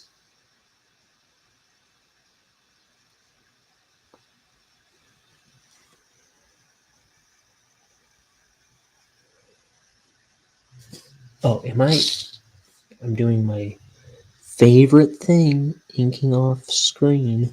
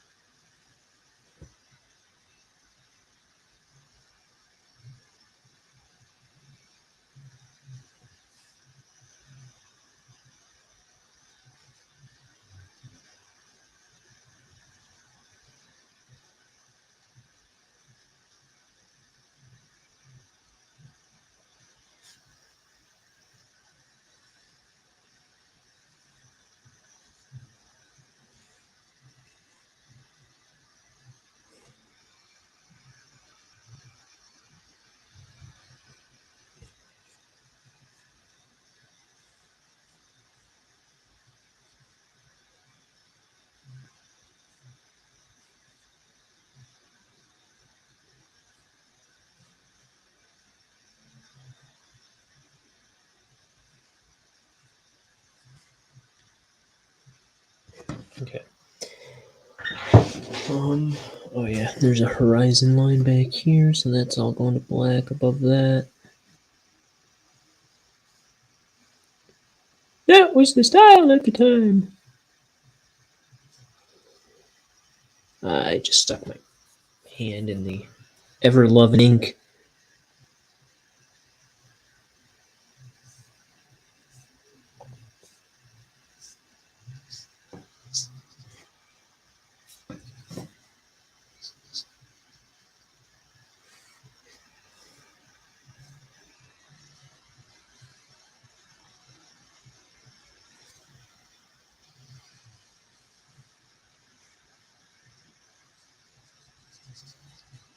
Wallaby.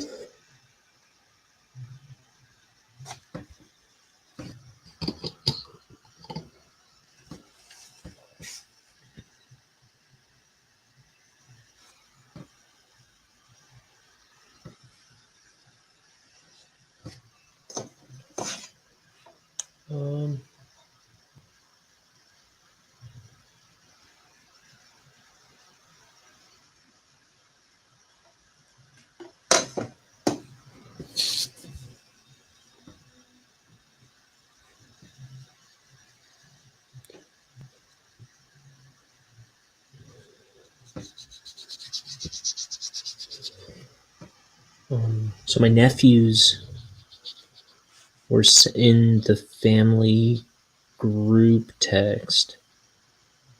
We're sending drawings of, my brother's girlfriend who is babysitting them. Or my one nephew was sending long pictures that my nephew drew of, here, I'll show them off, of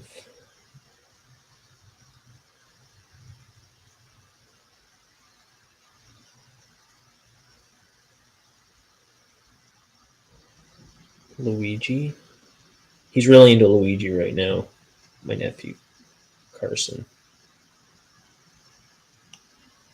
Actually, my two 5-year-old nephews, they're really into, they're really into Mario and Luigi. So this is my one nephew's drawing of Luigi. There's an L on his hat. And then, and look, you can tell it's Luigi because of his mustache. It curves up, right?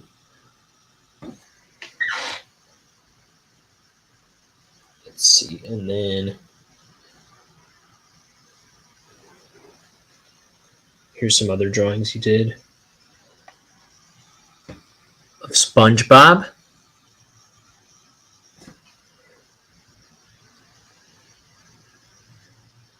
And Mario.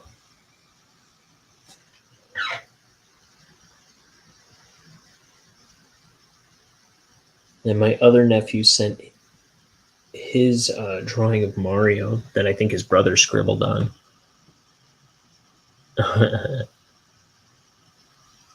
That's so awesome. Look at that. That's insane. And so I was like, I think that one was a challenge that my other nephew has to color his.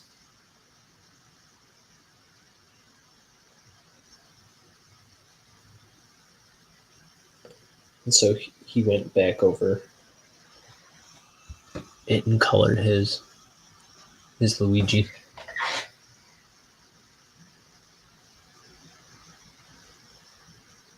Let's see. That's all my nephew's drawings. And then here's a drawing I did that my mom sent of a duck I drew when I was a little kid. And he's saying quack, but it's folded around inside the frame. It's framed. It's a framed drawing duck. Look, he's on the grass, but back here is some kind of pond, and look at all the cattails. Wow. It's like I'm looking at a National Geographic or something.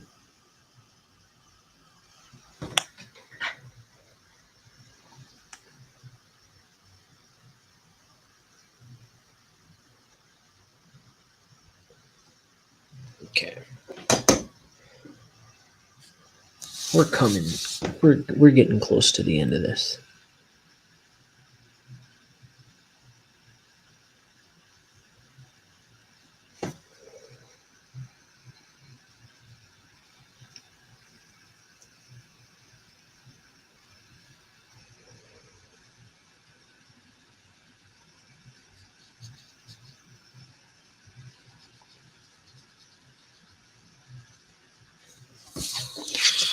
Oops.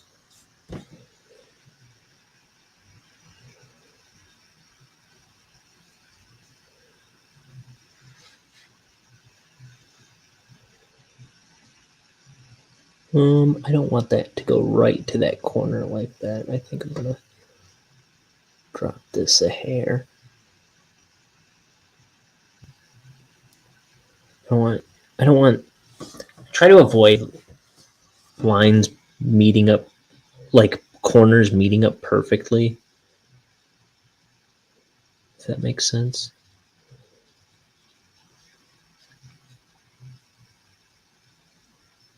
If I can. I don't want it to be like a big spotlight corner. So you just kind of make it disconnect ever so slightly so it doesn't attract like unnecessary attention.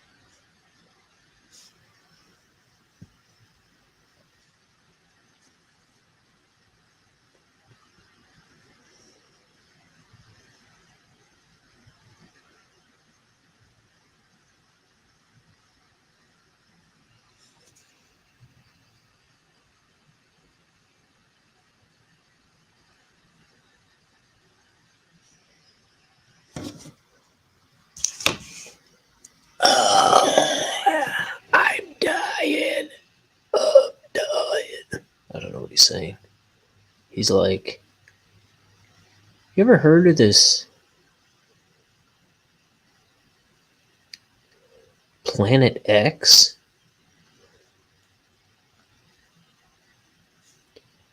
It's the 10th planet in our solar system. And Bonehead's like, you fool, there's only 8.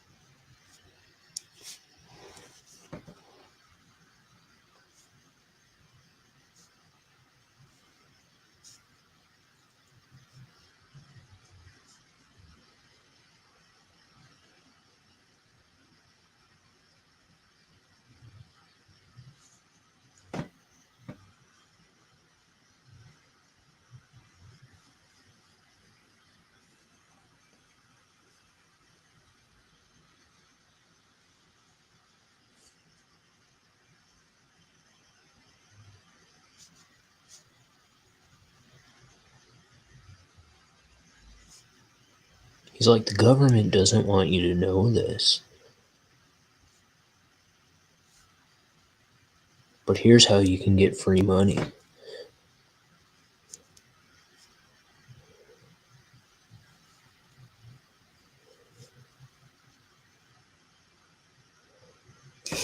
All I have to do is buy your book?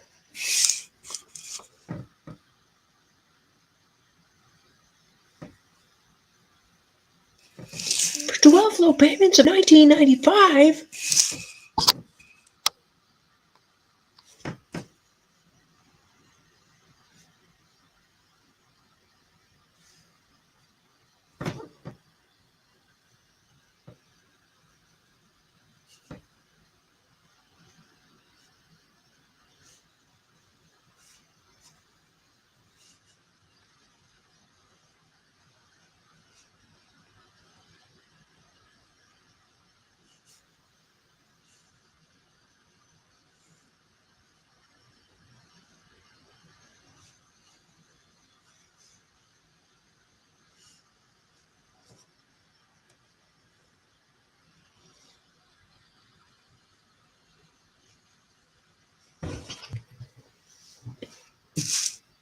Sorry, I gotta pull this down this way because I keep wandering off. Let me also get that thing out of the way.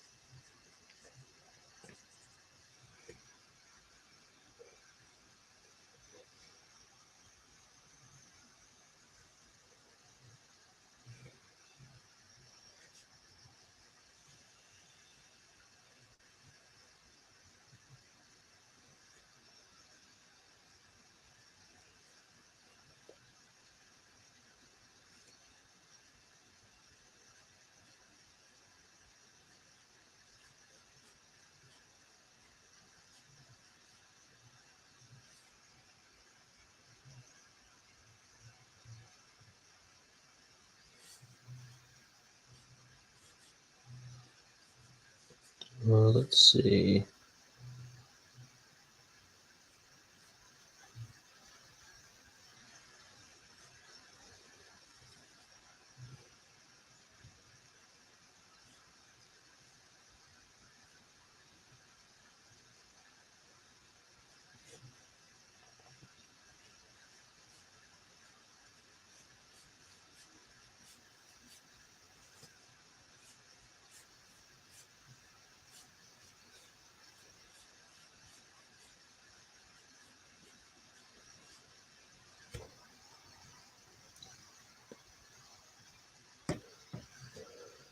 Uh,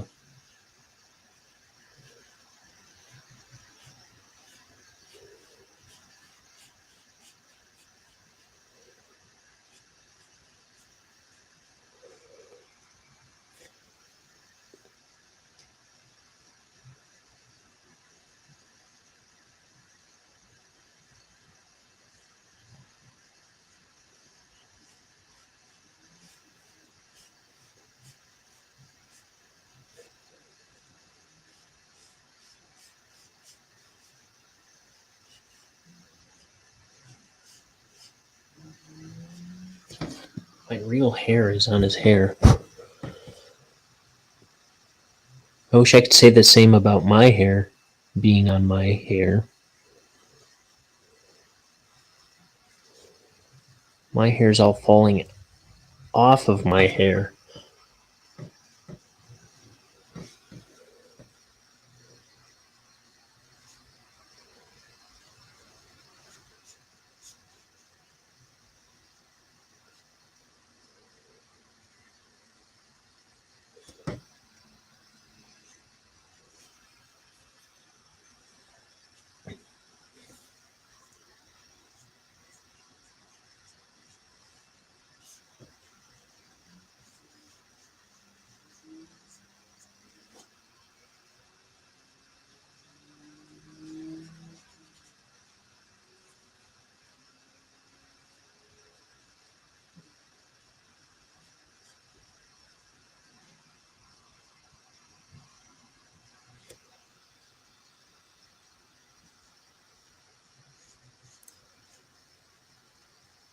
Okay.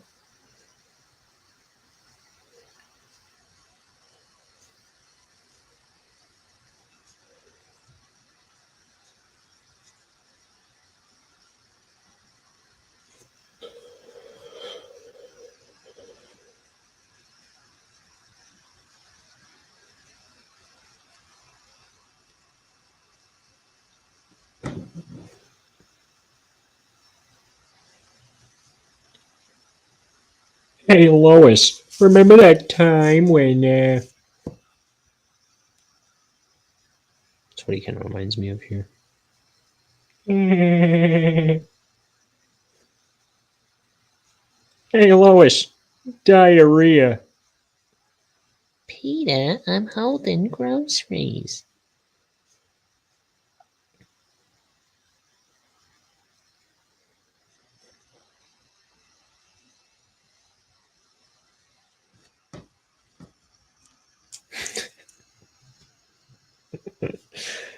That was a show I used to roll my. Okay, so when it was first on Fox, I thought it was really funny when it first came out. Then it went away for a long time. Then it came back. And I remember just thinking, this is not funny to me anymore. And then I was like, because then it was huge and everybody was about it. And I was just like, mm-mm, I don't like it anymore. And it was like a show that I like rolled my eyes at for years. And then American Dad came out, and I cared about that even less. But then after a while, my dad, for some reason, started watching American Dad all the time. And so it was like always on in my parents' house. I think this was like once I moved to this place like 6 years ago. And it was like every time I went to visit my dad for a while, he always had American Dad playing. And then after a while, like one day I just like was walking through the room and something caught me and made me laugh really hard. I don't even know what. And then I was like, I don't know why, but I really think American Dad is fun. Like I don't go out of my way to watch it still, but I was thinking it was really funny. And then once in a while I'd be like my roommate would have Family Guy on, or my dad or someone at my parents' house would have Family Guy on. I don't know. It makes me laugh a lot more than it did for many, many years.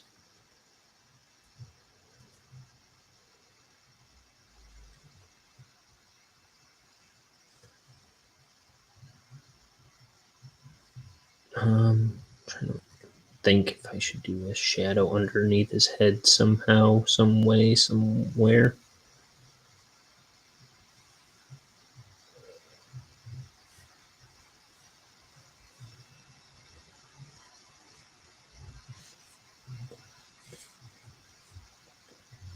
This is the ground behind him.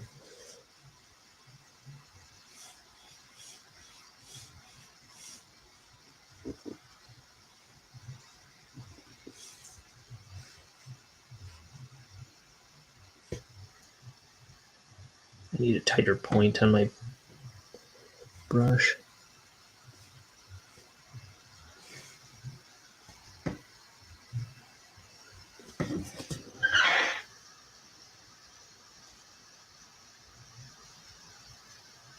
If I was going to do a drop shadow on the ground,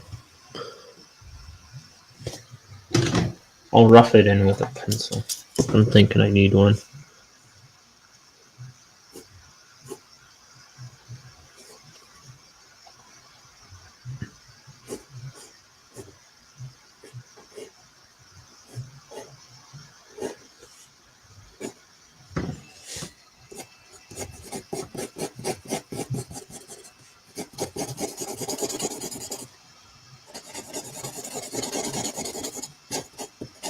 Is that going to work? Does that work? Is that successful?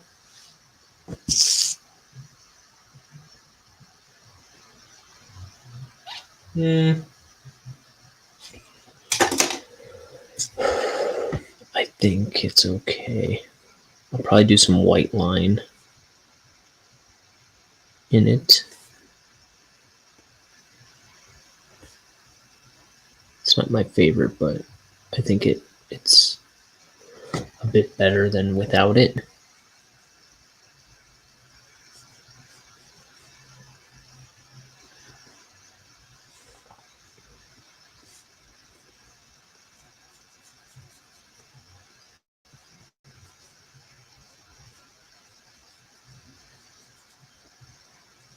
I think part of the weirdness of it is that his head is turned this way, but he's kind of got his head off the ground.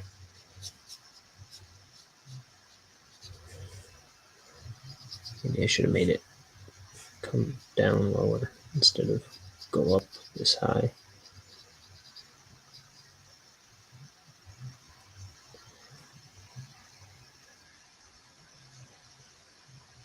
I don't know.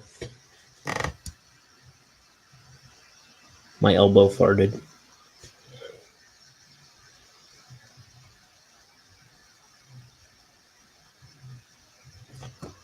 Okay. I'll put some white line on that somewhere in a bit.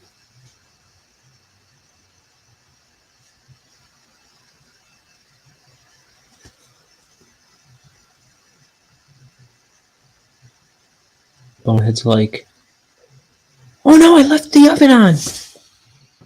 I gotta get home.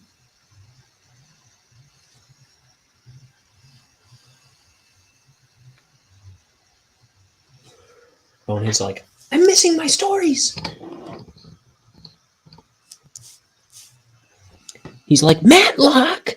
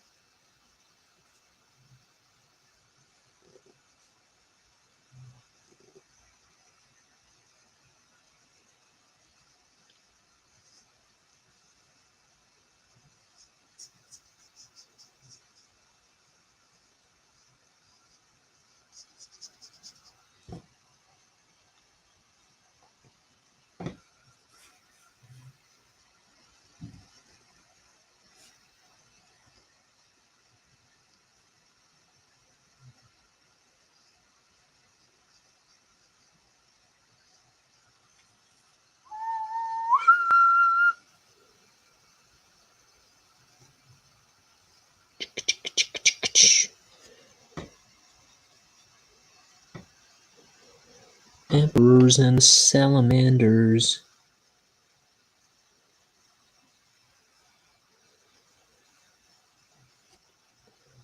More bacon than the pan can handle.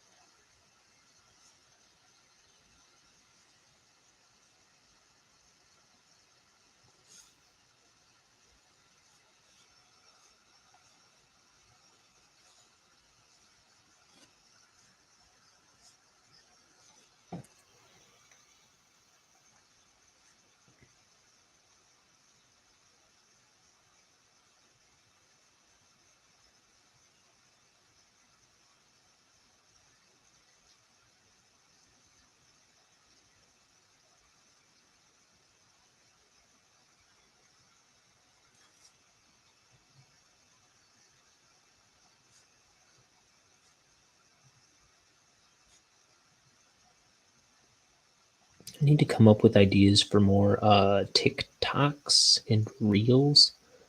I want to change it up a bit. I've got an idea. I need to get more ideas.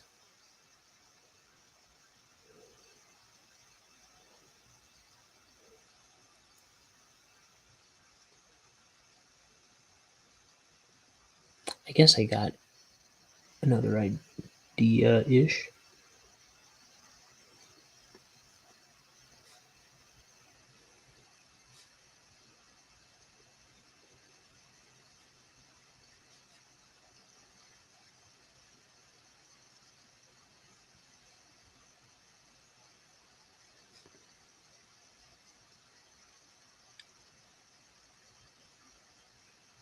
But I need to ask people who are more familiar with TikTok, I think. So I recently started doing stuff I only have 3 posts on TikTok. And since I've been on it, I have not watched a TikTok, nor do I really necessarily care to. But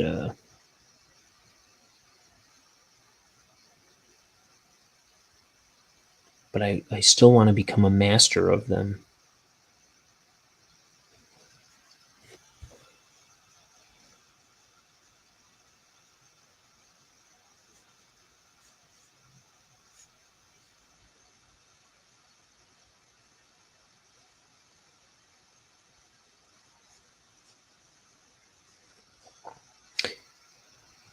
Anyway, maybe it's time to start pitching the links again. So I put the link in the chat, which I think will show up in the rewatch. I don't know. Who knows? But also in the description, the Linktree link will be present.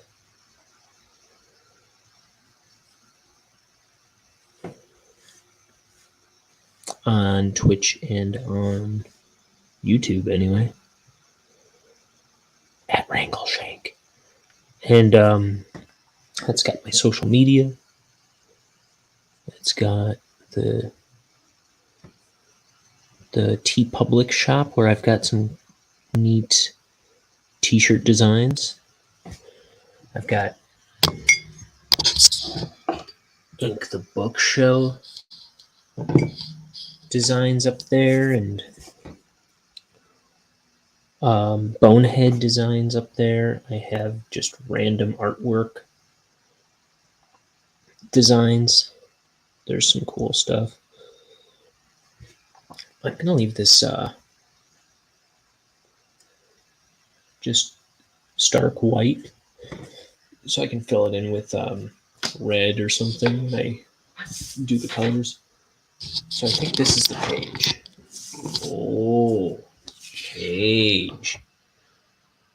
Ah, my aching head and my aching legs. He's like, it'll be okay. He's like, You sure about that? 'Cause I think I'm dying. he's like, ah, shoot. Oh, snap. And that's the end of that chapter. So tomorrow I'll do another page. I also have to draw the next pages because the next batch is going to be the next batch of pages after tomorrow's page is stuff I'm adding or redoing and kind of fixing a scene. And then what else? I want to do some animation stuff. I got to run some errands. Life, man. The life of a wannabe comic book artist. So anyway, yeah, check out the link in the description. That'll have plenty of interesting stuff. Oh, it's also got the link to the Bonehead cartoon. There's a 16-minute cartoon I made about Bonehead